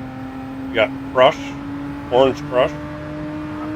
I think that's similar to what he had in the Group 3. And Slowpoke Rods with Nesquik. Was it though? It was something. We've seen some Nesquik action. What was he in? It wasn't Bobagito with Hidden Valley Ranch. Ooh, I'm not a ranch guy. I'm not a ranch guy. Are we talking ranch as a salad dressing or ranch as a salad dressing? A wing dipping sauce? Either. Oh, do they both? I don't want either of them. Well, it's a good thing we live in America where people are allowed to be wrong. and proven wrong. Yes, you're right. Dude, that's nasty. That's right. All right, so let's check that out.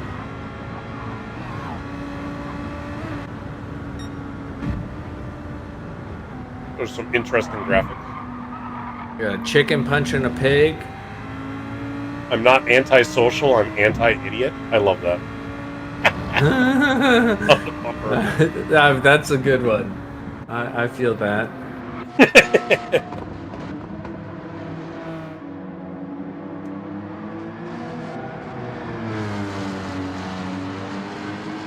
Nesquik coming at ya. Yeah, we'll keep an eye on everybody, but it sounds like Bobagito's the one to really watch here. So. Gotta say, I was a fan of the blue Ovaltine. I think that was the more sugary Ovaltine, more so than Nesquik. Now Yahoo's, on the other hand, I would take a Yahoo over both, but I would definitely take an Ovaltine, a blue Ovaltine over Nesquik, but Yahoo overall. Now the Hidden Valley Ranch could have been Peter versus the chicken.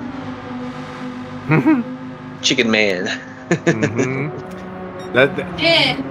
That is one of the best ongoing skits on television of all time. Like I probably stopped watching Family Guy, I don't know, season 4 or 5. Like I haven't kept up with it. He hasn't wrote for it for like 10 years. Yeah, it's not where it used to be now. No, not at all. I actually switched to Family Guy for a while because of that. It clearly his focus went to Family Guy over Family Guy. American Dad. There we go. Yeah. There we go. I switched over to American Dad because his focus switched to that. But the ongoing Peter versus the Rooster is the best. Those long fights. Am I misremembering? But I think I remember an episode where they put their differences aside and actually called a truce. Yes, you are correct. I don't remember when that was, but it did happen. Then I'm also getting a small vision of something else happening, and they're like, "No, I can't trust you." And then they resume fighting later on.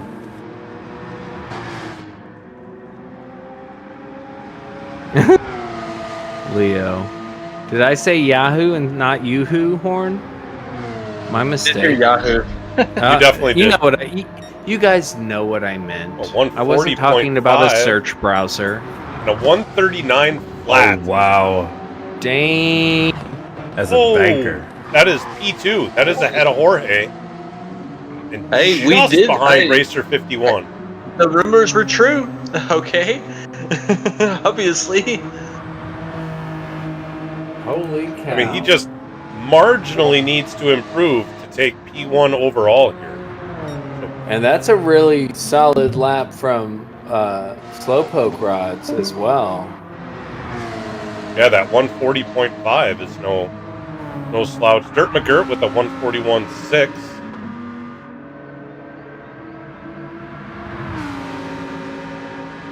So Seeing Jorge a is going to have 39.0 first lap out, that's got to be intimidating. a little competition this week. For that to be It's the not going to first be lap. Jorge running away this time, I don't think. No, he's got Racer 51 and Bobagito to deal with, man. Jorge must be feeling pressure because he's chirping up in chat here. So Uh-oh. He might be scared. Uh-oh. Others would say, they might say, I'm not saying, but they might, that he cheats.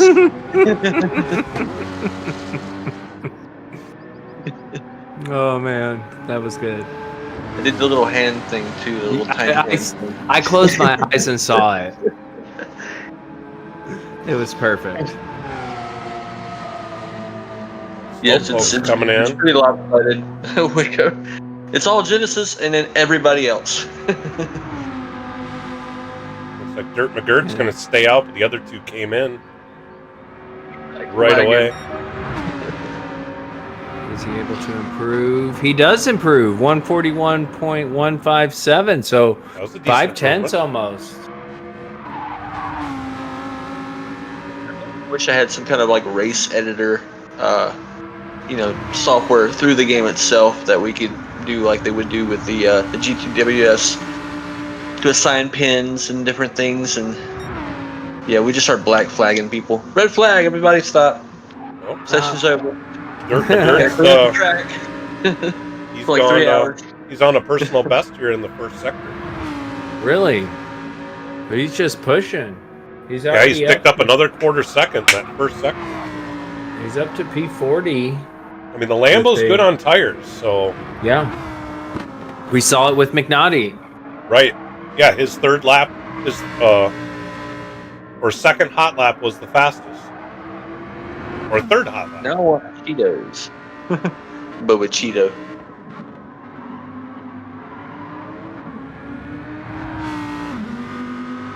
Cheeto flavored boba. I don't know about that. Yeah, I wouldn't buy that. That actually, I gagged a little bit. That was gross. And we're improving here. What are we gonna get? What are we gonna get coming around? He was up. Come on, Dirk, get in the 140s. Get in the 140s. 39.40. Yeah. Into the 140s. So 140.858. That's what I like to see. Yeah, That moves him up a lot. That was a big improvement. That's P37 in between McNervy and Oak.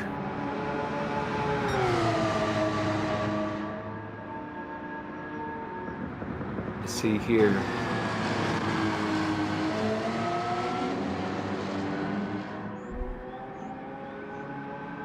See what So we these saw two what- do coming into the first sector. Turbo was also in the Porsche, correct? He got a 140.434. Slowpoke is up on his fastest. Bobagito is down on their fastest. Yeah, I feel like you hit the max and it's like, oh, now every little mistake you feel it. Yep. And it's such a flowy track. It's not Yeah. just one turn. They all It's all not affect Monaco. the other. Yeah, exactly. You're like It's three not- turns and that's it. And Dirt is another quarter second up. Let's go. Can he surpass Slowpoke? He's only 0.3 off.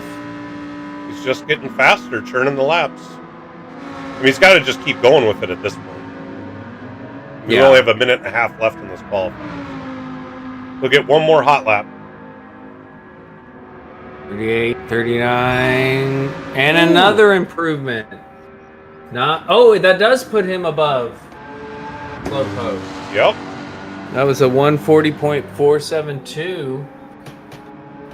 That moves him well up the order.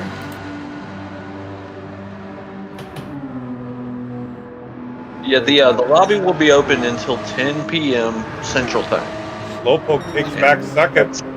Oh, and Bobagito had a better time. Whoa! 139.025, the new That's leader one overall. Yeah. We got a 140.399. And then we got this Oh, silly fast time. Bobagito's not going to get another shot. He just picked up a penalty. Yeah, but I'm Yeah, he hosting a cut lobby, turn 3 a so little bit. He got all that's how 4 long tires off it's the open. curb. As long as I'm awake, which is 10 o'clock. Well said, Shaggy. Yeah. So that put, Bobagito P1, a 139.025. Holy smokes. That moves Slowpoke up with a 140.399 to P25. Unless they can improve here. What are we going to see as they come down? Wait for a sector time before I say anything else, because Dirt and Slow could improve. Dirt They're already McGirt also looking has a good. penalty, so it's really Slowpoke Rods is the only one who can improve. And they are not improving. So currently Slowpoke Rod CBR is in a 140.395. P25 overall, great place to be. P29 overall is Dirt McGirt CBR in a 140.472. That's kind of crazy to think that a mid 140 is now the bottom of Split 2. Well, Yeah, Slowpoke did improve slightly by about a 10th. Wow. Picked it up in that last sector. That was a 307 instead of a 399. And that's going to move him up one position. It's going to put him in front of Sheldologist. So that moves Slowpoke up to P24. Dirt is going to stay P29 with a 140.472. And of course, P1 overall, Bobajito with a 139.025. Bonus points. I will say, if the Yeah. CBR guys are listening, a number of them have not chosen a car number for the season. If they're interested in doing so, they need to let me know.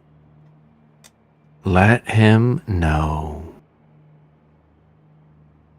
McNaughty. So, are you denying the allegations, McNaughty? Come on. Root Raider McNaughty. What do they have in common? All of these are just like the others.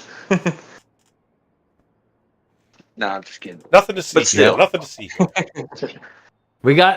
You've seen Drive to Survive. You know drama needs to be made. But also, yeah, McNaughty kind of did try to survive with that last lap because Yep. I had no choice. That was everything he had, probably. That was everything. Yeah, I was thinking the same thing, Jorge. He would have beat us. He would beat everybody by at least a second. Yeah, easy. That was, Simon. It'd be like child's play. Look at these people. Watch what I can do. They're so tiny. You motos are petty and so tiny. Tiny. Oh, we forgot to capture the other info from Dirt McGirt. He's U.S., right? Oh, great question. And he was in the Lamborghini. Yes. I think he was yes U.S., and isn't yes. Yes. And Yeah. Lamborghini. Good catch. He's Americano. Oh yeah. Well, 40 minutes. There's Okay, still let me- time. let me Can't go to find a better Dan. Yeah, where is Vetterdan? Yeah, right? That's Chevy numero uno. Needs to be in here. Let's see. I almost based want to on- hop in and try and do a lap without practice. See how I do. Do it. Let's go on board. If you wouldn't mind, it'd be great if you talk us through what you're doing. Do you feel up to that? That's a lot of braking late pressure. every corner. There you go. Flirting with Just- Barry R every single turn. If you're able to talk through it, please do. If not, don't worry about it. Somebody, what car should I said I was due BMW. Yeah, you I did go with M4. BMW. Yeah. That's really practicing. Oh Jesus. McNaughty's gonna kill me. He was like, "Wait a minute, I didn't plan on the pressure." Oh, T-Rex Arms joins the lobby. Let's see it, Tussenbox. Pressure. Gotta move around some screens. Y'all got me using almost all my screens tonight. Alright.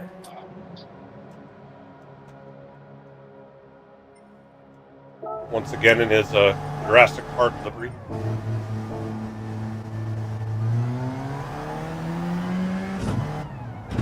Has anybody asked him, does he actually make these, or does he just find them?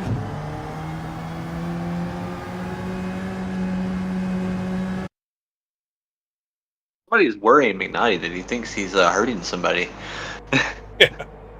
No, I was saying McNaughty's gonna kill me because I'm about to hop into the M4.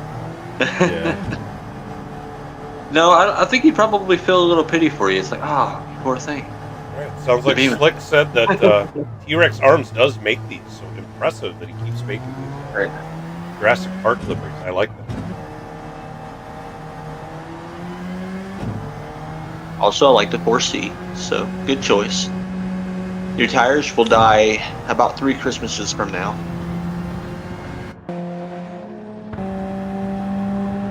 You'll actually get your money's worth on the warranty.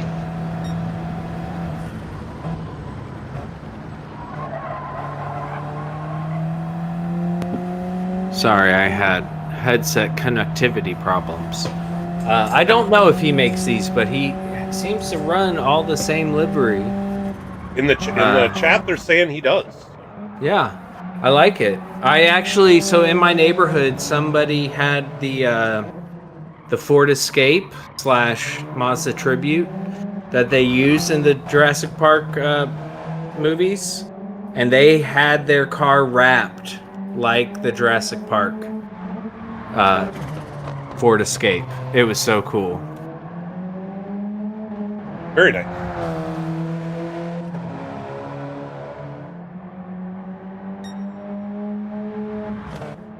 I think we talked about this recently. I haven't really enjoyed too much of the newer Jurassic Parks, but this newest one coming out kind of tickles my fancy. Yeah, I still have There's to a go new watch Jurassic all the Park ones coming up? after 1, 2, and 3. I've seen 1, 2, and 3 multiple times. I've yet to see any of them after that. 1, 2, and 3, fantastic. My biggest issue with the newer ones is Chris Pratt talking to dinosaurs. Yes, you mentioned that. You know, like I can extend my disbelief to, yes, people figured out how to recreate dinosaurs and all that stuff, but I draw the line at Chris Pratt talking to velociraptors. That's where I call it. I'm not into that. Well, in an interview, I saw him do a joke entirely in German. So, I guess anything's possible. Anything's possible. You're touche. The only thing I understood in that was 9, and 9, and then he told the joke, and I was like, okay. Okay. But then, yeah, if he says anything to the Raptors, it's like, all right. Sure, if you say Why so. not? It's just gonna sound like an outtake on something, but you know, whatever. It's still fun. Like I've still watched those movies, and it's like being in the universe is one thing I like. Like some of the Star Wars I may not have liked, but I like being in the Star Wars universe. You know, being in the Harry Potter universe, I like being in that universe. Even though the newer ones that have come out, not my favorite thing, but I like being in the universe, so I'm happy to be there. And there's a couple of characters that you can like. It's just the writing was so bad. That's what made it horrible overall. But even the writing for a couple of them was still actually kind of good, because it was like with Poe, it was like, well, that's just Han again. You know, pirate, kind of the rogue, the scruffy nerf herder. Scruffy nerf herder. Yeah. I'm like, oh, we've seen this before. Also, Orphan, seen that before too. See, Andor season 2 just finished, and oh man, Andor, 10 out of 10 would recommend. As we saw T-Rex just do a 141.277, which is gonna put him. That's gonna put him 45th overall, ahead of PHG Josh, and right behind PHG KW47. I'd recommend, if you haven't seen Andor, if you haven't seen Rogue One, and then you go see Andor, well, you're gonna be happy for a little while, and then you see Rogue One, and you're like, ah, crap. It's then like, you know how it ends. It's like Halo Reach. It's like, yay, and then oh crap. That's what. So me and my brother were very different. I like to watch things in the order in which they came out. He likes to watch things in chronological order, or the most logical order. So for me, I would say watch Rogue One first, and then go watch Andor. However, he would say, no, you start at Andor because that's where it starts, and then you watch Rogue One after. Yeah, see, that's what I did with the Marvel universe. So I made sure to go back and watch, Captain America first, and then go through everything chronologically rather than in release order. That way. Yeah. It would. Yeah, Marvel. There's so much to it. That's a tough one. That is probably the trickiest one to try to watch through in proper order, because there is so much, and like so many using different actors, different plots, different storylines. Yeah, see, and I like the Marvel universe enough. I've done it twice. That's awesome. See, I've done that with the Star Wars universe. Like I immediately watched back through all the. What I love is the series, like the newer movies. I mean, they're fine. I enjoy them because they are in the Star Wars universe. But all the shows that they put out overall have been really good. And those are a lot of fun to get immersed in. And I prefer a series over a movie. You know what I kind of want to see now that I've seen it on for Marvel? They have the What If animation series. They were surprisingly good. They're really good, and No. I want a Star Wars of that. I haven't Yeah. watched the second season of that yet. Of the What Ifs. I think there's what, 3 seasons of it? I can't I remember. think there's it doesn't 2. End. I think there's Oh, just 2. Okay, I can remember. But I but do it does remember- come to an end though. I do remember that the some of the stuff that was in the season 1, you know, came to fruition in, I think it was the Spider-Man, the third Multiverse. Spider-Man movie, where Yeah, you it comes full circle. yeah, because you see Captain what's her name? Captain Marvel. No, not Or- Captain Marvel. The one who replaces Captain America, but his girlfriend in the original movie, Yeah, she Captain becomes Carter. Captain America. Yeah. Captain Carter. Captain Carter, she yes, takes that's the it. sword instead of him. Yeah. Yeah, so she shows up in the third Spider-Man movie because he's in like a different multiverse, and you don't understand the reference. You think it's just random until you've seen What If, and you're like, oh, they did address that already. Yeah.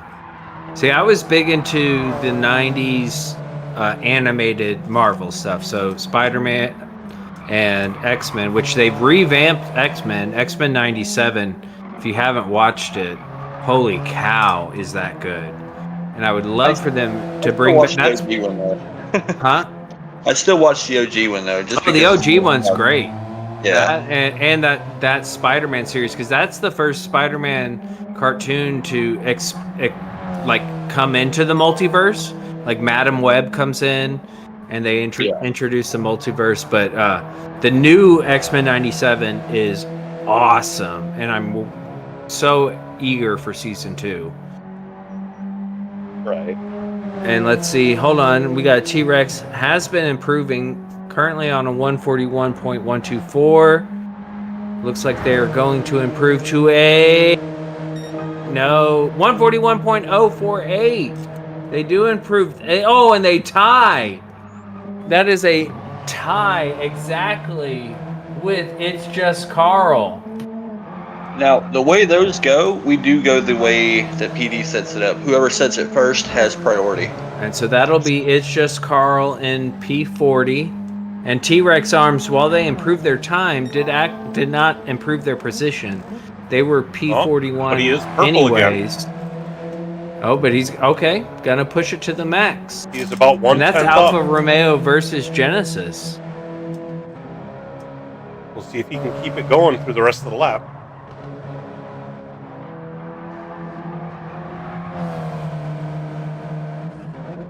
Driving round in the Jurassic Park mobile. You know, I'm surprised they never made a Jurassic Park cartoon. No, they do. They have one now on Netflix. Never mind. I meant while I was a kid. Because they do have a Jurassic Parks animated series that's very intense. I watched the first 2 seasons and I was like, this is a bit much for children. Like, people are getting eaten by dinosaurs. He's 2/10 up now. Holy cow. That's going to into the put final him sector. into the 140s. Can he get this last turn on the So we like throttle to up the fly. hill? No ties.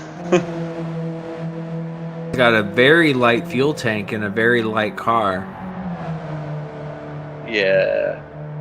Keep it tight, keep it tight. 39, nope. Ooh. 47.04. Yeah, gained That 3 moves him. tenths. That moves him up quite a bit.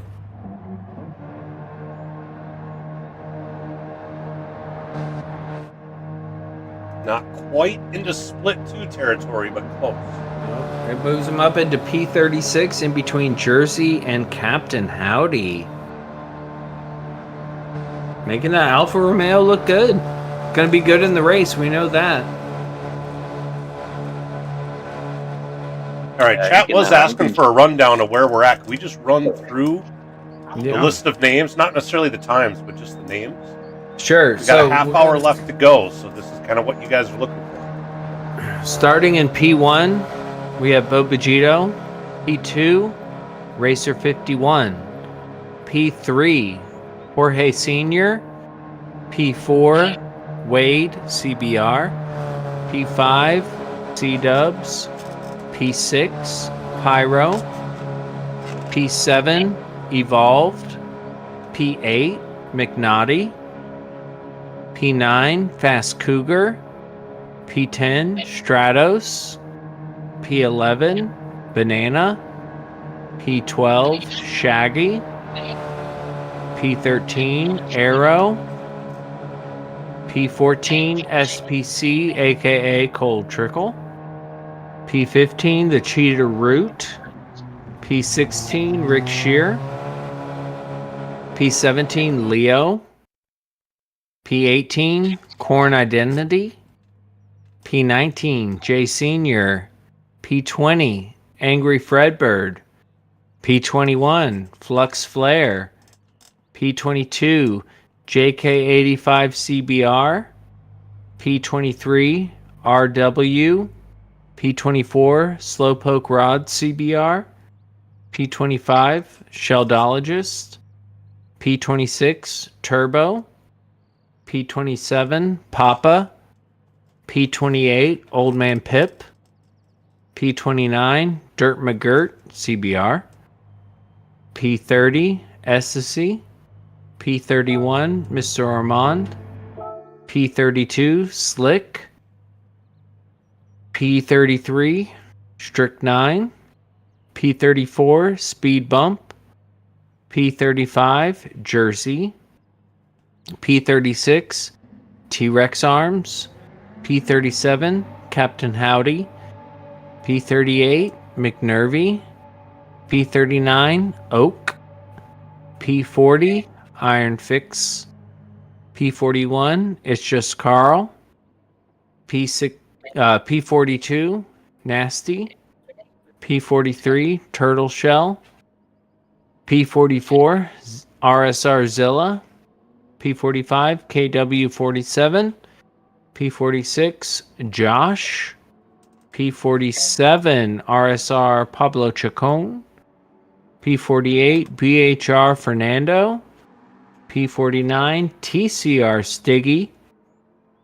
P50, AGRT Chase. P51, Speedburner. P52, Craig. P53, Squeezy. P54, Real Sean Man. P55, Metal. And rounding it out is PHG T Calvert and P56. Holy cow, that's a lot of drivers, y'all. We got 3 more in this session. Technically 2, but yeah. 2? Cornbread, Velvet Thunder, and Beavis. I am Velvet Thunder. You are Velvet Thunder. Oh, that's right. What? I'm sitting here going, wait, Velvet Thunder, I know who that is. Who is that again? Holy cow. My mind was just blown. Is his time gonna count? Like, I need to actually know that. No. No. No. No? Okay, just checking. I still think we're on a record How though did for you know that you were number of Velvet Thunder? drivers. That's that blew. Cool. Where are you, Beavis? There you are. I learned something new today. Something new has been learned. Yeah, so with this, this is going to be 58 drivers. Jeez. Still waiting to see if Better Dan gets in here. I was expecting him to qualify.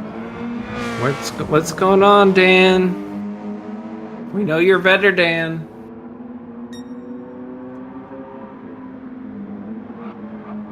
Unless he's getting some last minute practice. I'm not sure.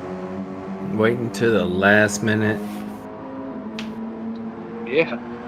Need to hurry up because I'm not staying up any later than I need to be. I gotta get all this dialed in and sorted out That way, everybody can know where they are. Because I know there's going to be some drivers that need to be moved around to a lower split on a different day, just to be able to make a race or whatever. But not everybody. There's a few people that had a concern about it. And I think Arrow. Do what? Oh, I was gonna say that's why we decided to make that give us that Thursday. That's why Wednesday is now the last qualifying day because There's on the Better Dan admin and Johnny side, Boy. we need that day to get things sorted.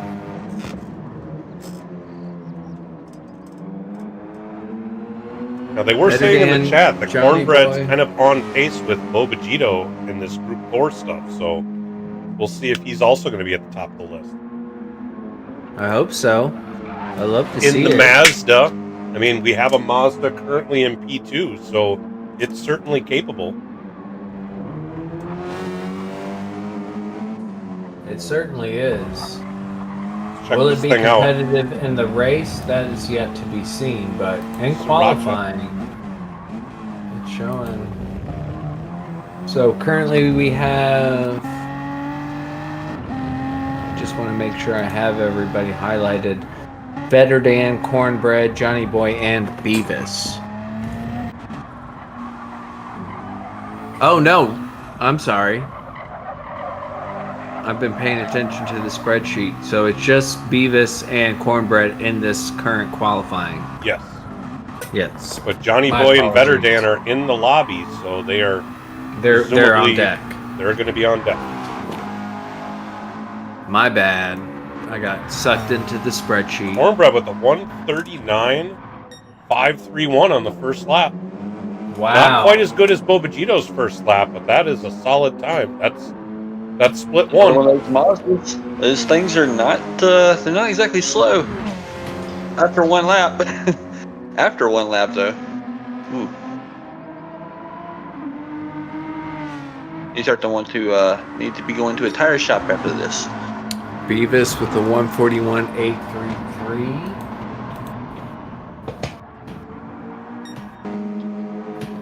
So yeah, Cornbread bringing the heat with that Sriracha livery.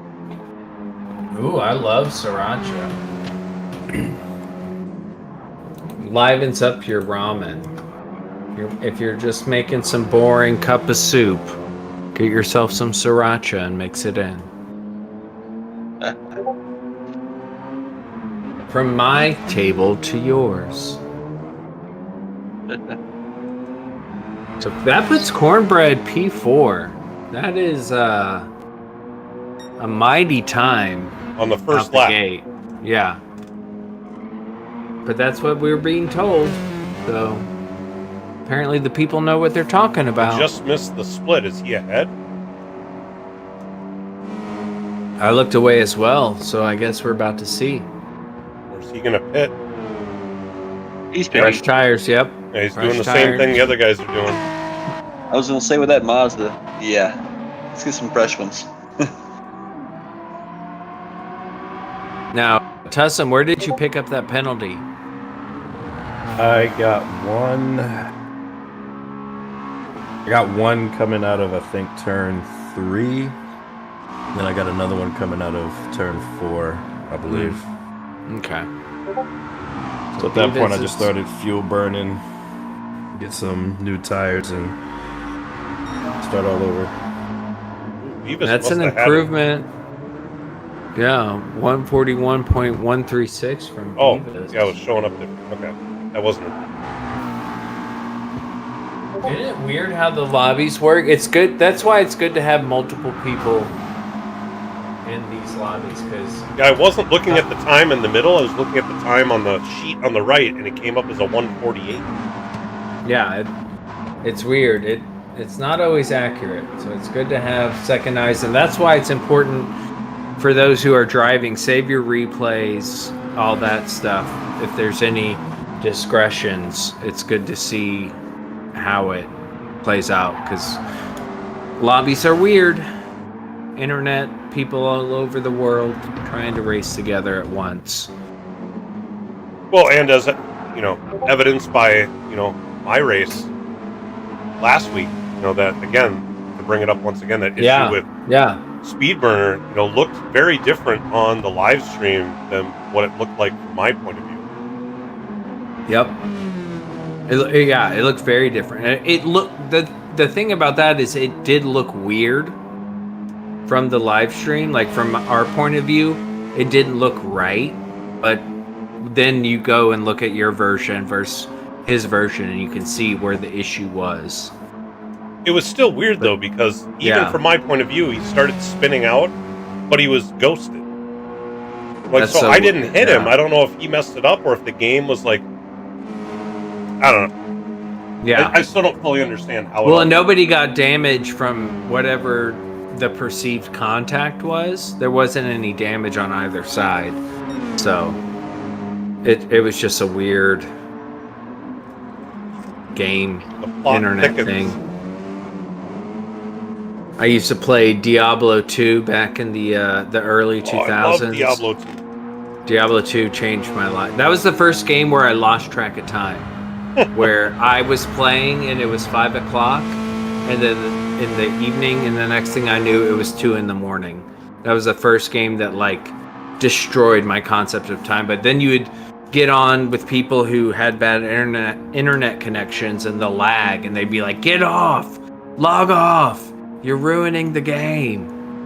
He just is parked on the side. I wonder if he had an issue there. Just letting them pass. Fastest time is still 141.136. Just reset the pit. Interesting. Oh, and Corbett picked up a pen. That's a crucial penalty right there. He will have one more shot. But it's going to be a slow run up the hill. Yeah, it is going to hurt the next lap. Yeah. I hate to see it. I do like that Sriracha livery though. That's speaking to me right there. Rooster sauce, as it's called. Go on board with our own Tussum, aka Velvet Thunder, for a second. Cornbread. So he served the penalty. Come across the line. Dropped him all the way down to a 43. Ooh. I mean, he's well into split one. Tussum picked up a second.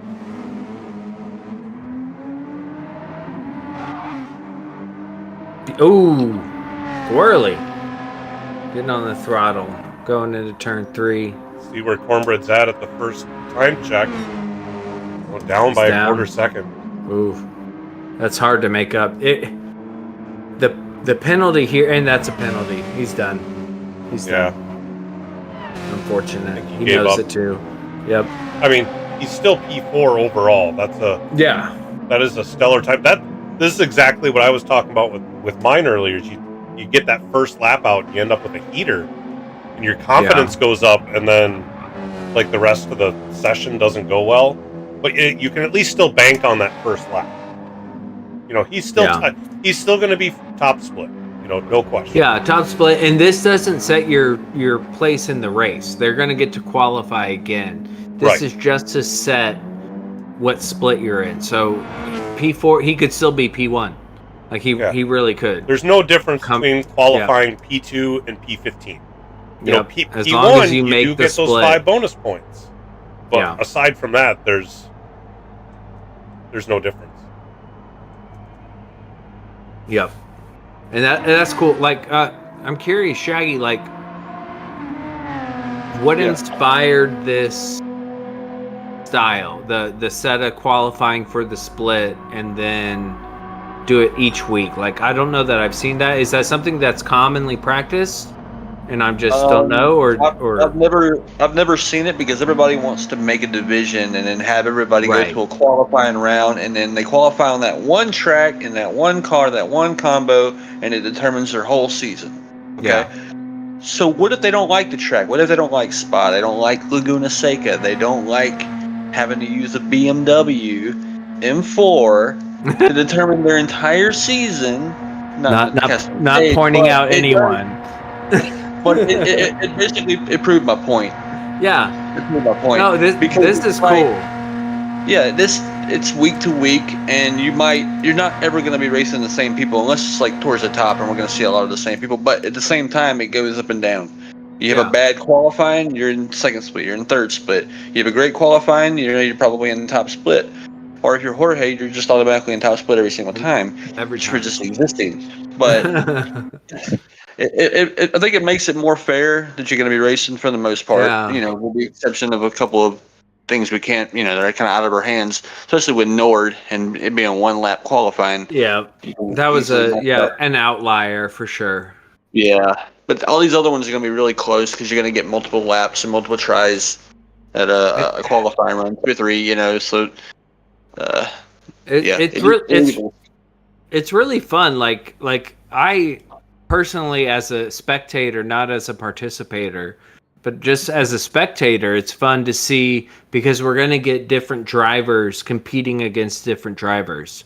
Yeah, there will be some that are the same every week, but kind of overall, it's going to get jumbled up, and we're going to get to see different drivers competing for different levels of points, and it's really cool. I like this format. It's a fun format. It makes qualifying during the week exciting because it sets your place. If you watch some of the lower F2, F3, F1 Academy, they'll do qualifying for 2 races and take your fastest lap and your second fastest lap.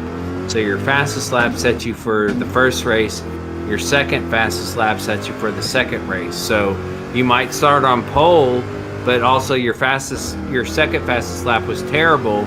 So now in the second race you're starting last. There's these crazy circumstances or reverse grid, and it mixes it up and makes it more exciting.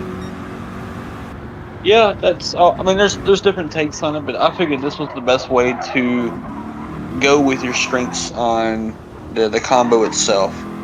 Like the car you might not be good at, but the track you might be good at, so it equals up. And then the next week you go and you might love the track and love the car there.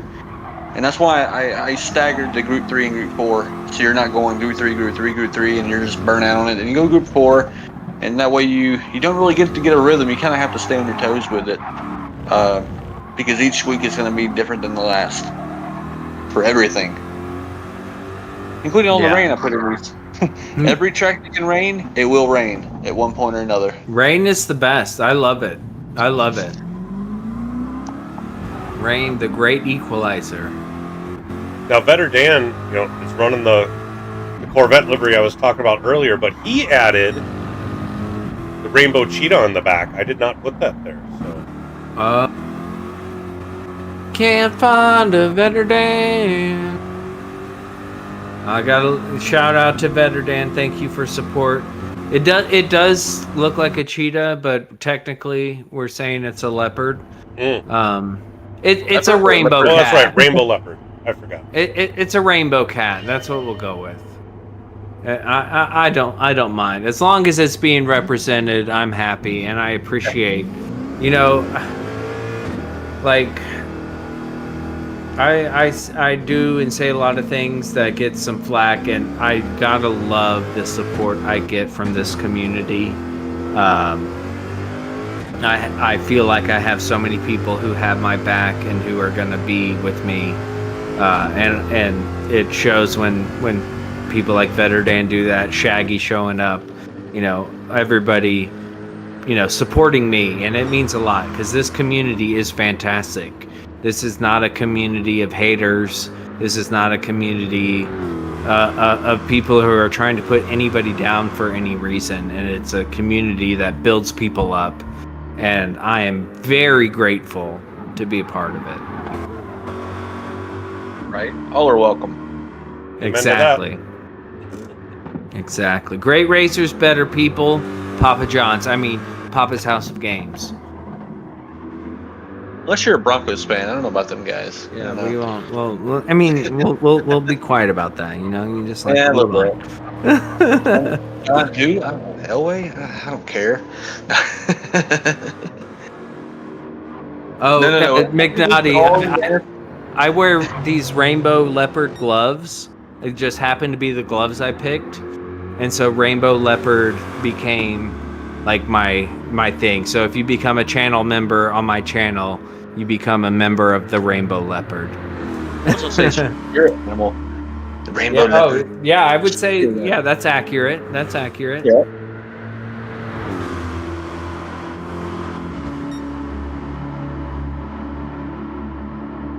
But I was actually going to across say, the line. we all agree about the Dallas Cowboys. We can all agree on them, I think. Everybody's included except for their fans. No. I like living. So I mean, I stopped all following three of their fans are not NFL. included. I was big in NFL until Matt Ryan and the Atlanta Falcons broke my heart. And I just couldn't. But I still follow the Falcons. I just don't pay close attention. But yeah, I could care less about the Dallas Cowboys. But people here in San Antonio claim them. That's for sure. Heck, the ones in Houston don't even claim the Texans. Well, they're projected to be like top 10 this year. Well, they are because they kind of don't have a choice because there's some crazy fans. They really are. It's like a cult following. Right? It's like, it doesn't matter if they're good or not. They are good. They always. What's Stop. this? Yeah. Don't bring it up, y'all. Like, I've never had my heart broken by sports, and then I really did have my heart broken by sports, and it was a lot. Lose one game to some guy named Eli. F&A. F&A, bro. Who's this Eli guy? Well, I don't know if it's quite, Minnesota Vikings level. We had the season where, we set the single season point record. We had our kicker didn't miss a kick all season until the one he had to make in the playoffs to get us to the Super Bowl. The only kick he missed the whole season. Was that Justin? That was Gary Anderson. Oh, okay. I'm a Saints fan, and we lost to Blind Zebras. So we didn't get to go to the Super Bowl because of Blind Zebras. But you won a Super Bowl. I know we got one, so I wasn't that upset about it. I was like, but we kind of like hurt a lot of people in the process of that one. Yeah, you did. There might have been a bounty gate going on. Yeah. They might have been purposely injuring people. Sorry, Brett Favre, Kurt Warner, and Peyton Manning. We did try to hurt y'all. We hurt two of the three. Peyton's that's a big dude. I'm sorry. Big dude. You tried to hurt Tony Gonzalez, but you couldn't because he's a baller. He's a big dude too. I'm Tony Gonzalez. He was the first one to make the joke of the. That was the best. You gotta love Tony G. So we got veteran, and we've been doing this a while, y'all. Forgive us. It's been a long night. We got Veterdan with the 140.390, but is he going to improve? Currently 143.90. That's a good time already. He's in the pits. Yeah, I know he's got a better time than that, so we'll see if he'll be able to knock that out in this second half here. He's currently P27. Not a bad place to be. And Johnny Boy, does he improve? No. Johnny Boy currently sitting with a 141.624. That's P53.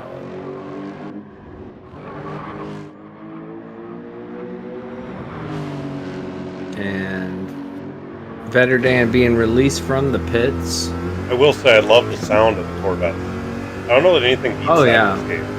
That low roar. Well, you've heard the C8 at Road America, right? Yeah, that thing is nuts. Yes, that thing is nuts. The C8, the Lexus, like nothing, and the AMG. The AMG Those things sound good. Incredible. The Lexus sounds good. The Cadillacs, obviously sound good. Yeah. There's so many good sounding cars. The thing is, It does seem like the American cars sound the best, and maybe I'm just biased, but I mean, No, they do. you watch the Mustang it's that Challenge, raw and those V8. sound good.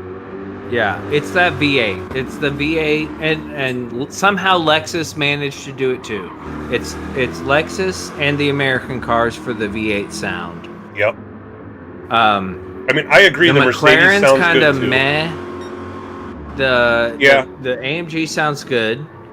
The Ferrari is meh. Yep. The Lamborghini I can't stand, to be honest. But it's like when you hear them coming by, it's cool to know that you don't have to see the car to know what it is. Right. And that's a cool thing about cars. And the Porsches aren't horrible, but they are screamers. And when you've got 30 of them out there in the Porsche Cup. Oh yeah, that's hard to listen to. I don't mind the Lamborghini as much, so I'm kind of looking forward to hearing the Super Trofeos when we go to Road America this year. So Sure, yeah. But I've also heard that Valkyrie sounds like another screamer. I'm kind of anxious to hear. Haven't seen hear the that Valkyrie yet in person. Yeah, I've only to. seen it on TV so far, or heard it.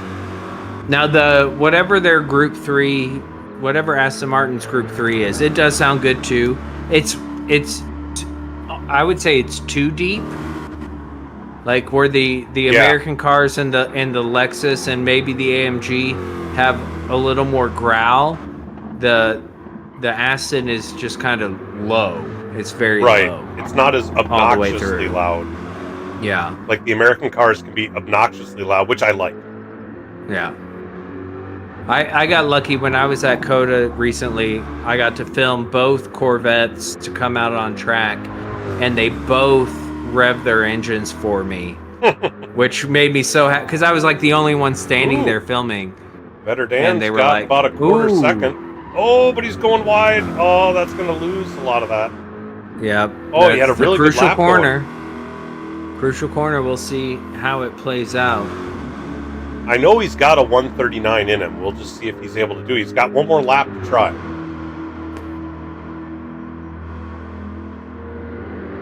And what does he get across the line? Yep, that does not improve. That One more mistake lap cost to him go. a half second. See if Johnny Boy's able to improve on his 41.6.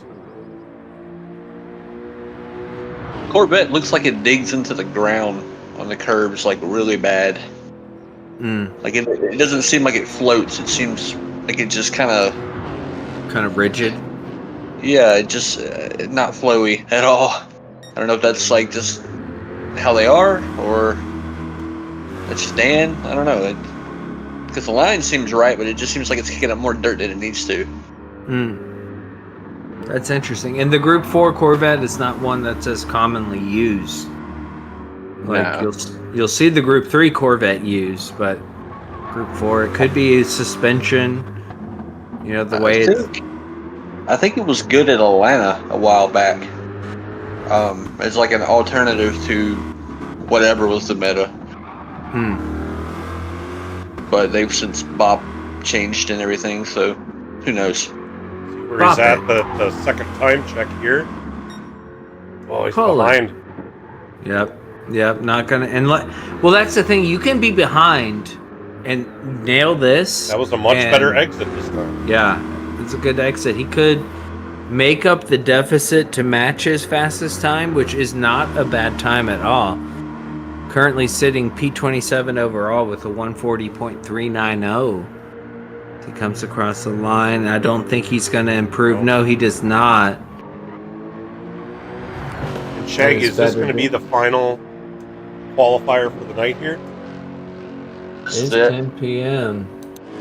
Were there any others that were going to get a separate session, or is this it? No, I haven't heard anything. Like, I don't really have the time for that. Like, it's, it's by, I guess, when I can do it. But yeah, I mean, so that would keep Better Dan in second split then. Did Johnny Boy? No, okay. So yeah, there we go. Yeah, Johnny Boy just missed. He was 4 100ths behind his top time. He was so close. Wow, what a turnout, y'all! What We a had turnout. 60 drivers. 60. What a good number. Divided by 4, you do the math. I'm not going to do it for you. You can figure it out.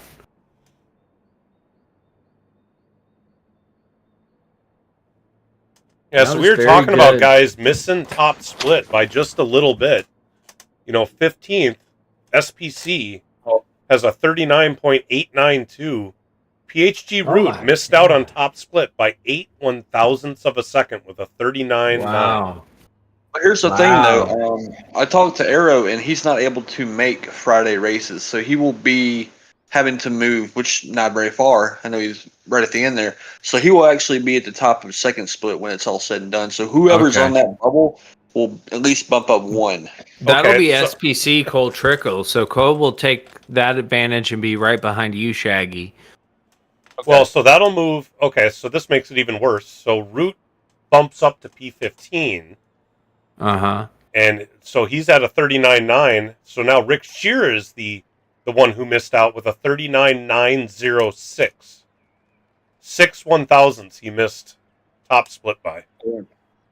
And that's still, it's still to be determined. Like, it's not set in stone because some people still might not be able to make it. So Right. I'll tally everything up, and everybody will let me know Preliminary. tomorrow. So Yeah. So if another person We'll figure it misses it, then it'll be Leo that's the odd man out who missed it by 3/1000ths of a second. Wow. What a this is so tight. I honestly, I did not I didn't see this coming. I really didn't. And have NFL scripted it closer than this, huh? Yeah.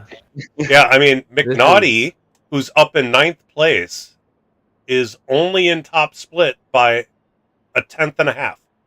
Wow. That's awesome. This is going to make for such incredible racing. Really, it's just a 10th.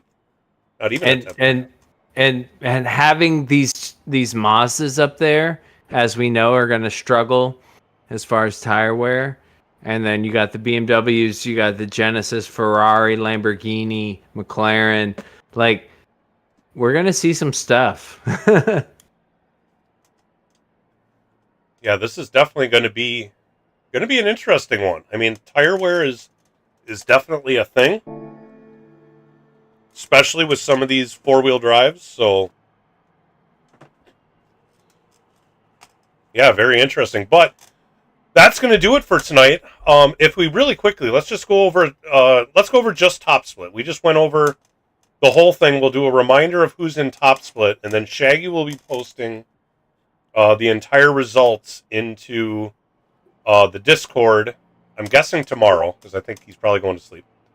Right, Shags? Oh, I'm gonna do all I can right now, Okay. and then yeah. I will likely be working on trying to get that up on the website tomorrow, but we'll see.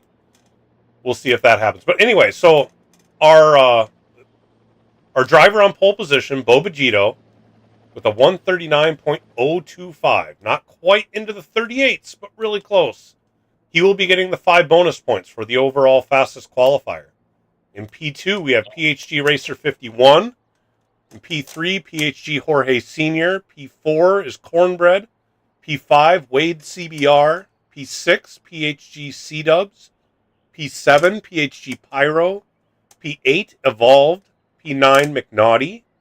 P10, PHG Fast Cougar QC.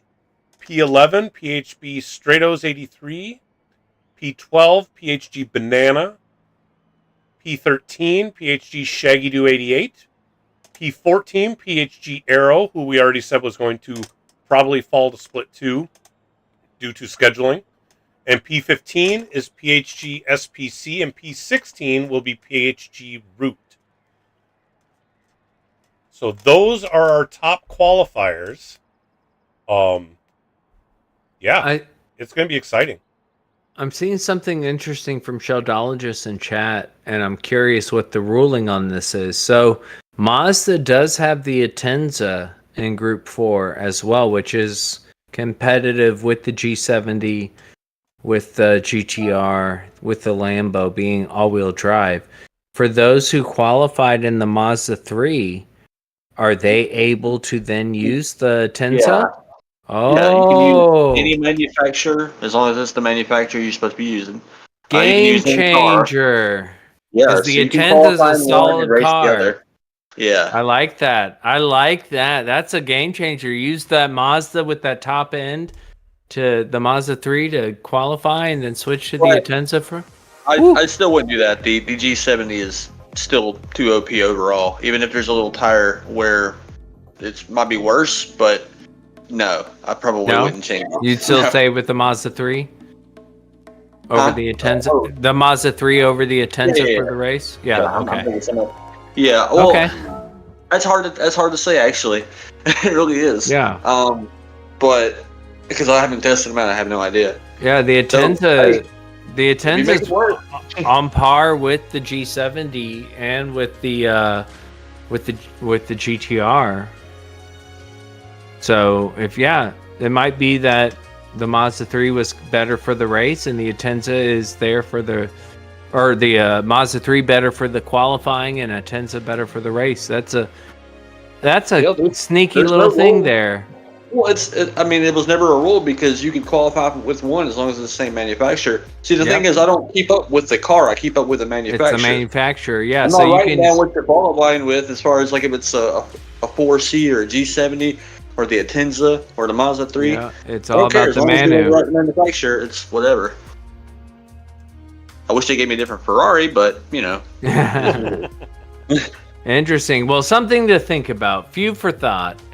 Definitely. We'll let definitely. the testing. You guys have some of you have 2 days, others have 1 day, because we'll be back tomorrow night. I will be broadcasting the Friday splits, That's and 2 then days we'll from have now. Saturday as well. Yeah, 2 days from now. So tomorrow, everybody can relax, do some practice, and then we have Friday splits and Saturday splits.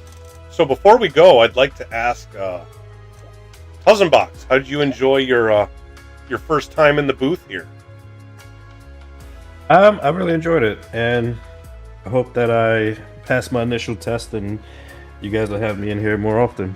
Yeah, it was for my first official one. It was a great experience. Excellent. A+. We enjoyed having you. Well, I think we'll definitely have you back. Absolutely. So, with that said, I think we'll call it a night here. As per the usual YouTube-isms, please remember to like and subscribe to the channel. As Do TK said, also go over and check out his channel. He will be live streaming the first set of races that will be going on Friday night. So check out for that. Make sure to check out the link pinned into the chat for the Papa's House of Game website. That's where we have all the Season 2 information. Now that qualifying's done, we'll be working hard to get the qualifying information up on there, along with driver standings, manufacturer standings. They'll be going up soon. Check back often. Everything is going to be changing. This is a long season, so there's quite a bit to go. So really, until then, I think we're all ready. Anybody have anything else to say before we sign off? No, just thank you for having us. Glad to be a part of it. Yeah, just growing every day. All right. Sounds good. Everybody have a good night. We will see you on Friday on the track. Peace out. Bye. I got. Bye. Bye.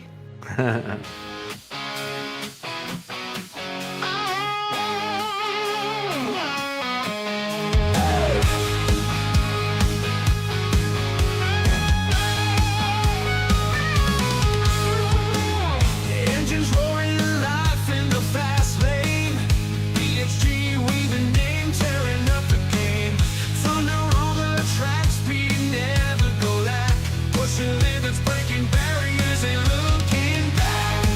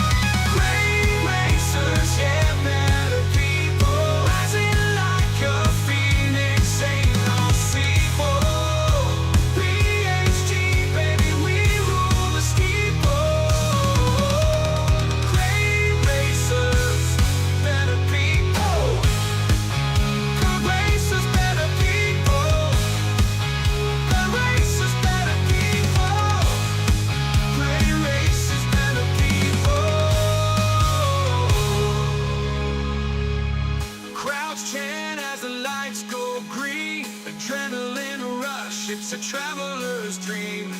Might stumble, fall, but we rise again. For the banner of PHG flies our friend. Great racers, yeah, better people. Rising like a phoenix, ain't no sequel.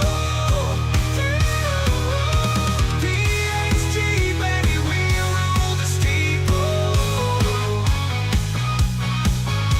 Great racers, better people. Better people. Oh, baby. Better people.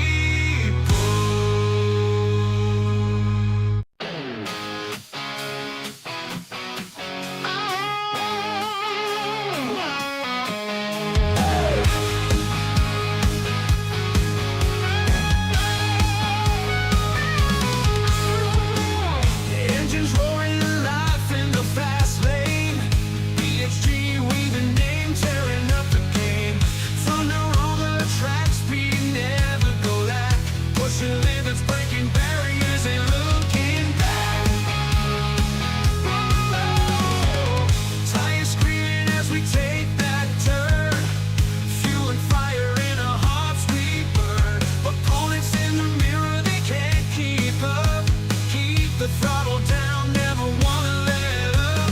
Great racers, yeah, better people. Rising like a phoenix, ain't no sequel. PHG, baby, we rule the steeple. Great racers, better people.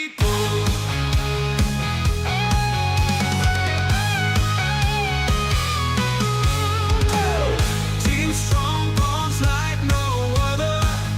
Brothers, sisters, ain't no undercover. Victory sweet, but honor even sweeter. Every race together makes the fight deeper. Crowds chant as the lights go green. Adrenaline rush, it's a traveler's dream. Might stumble, fall, but we rise again. For the banner of PHG flies our friend. Great racers, yeah, better people. Rising like a phoenix, ain't no sequel. PHG, baby, we rule the steeple. Great racers, better people.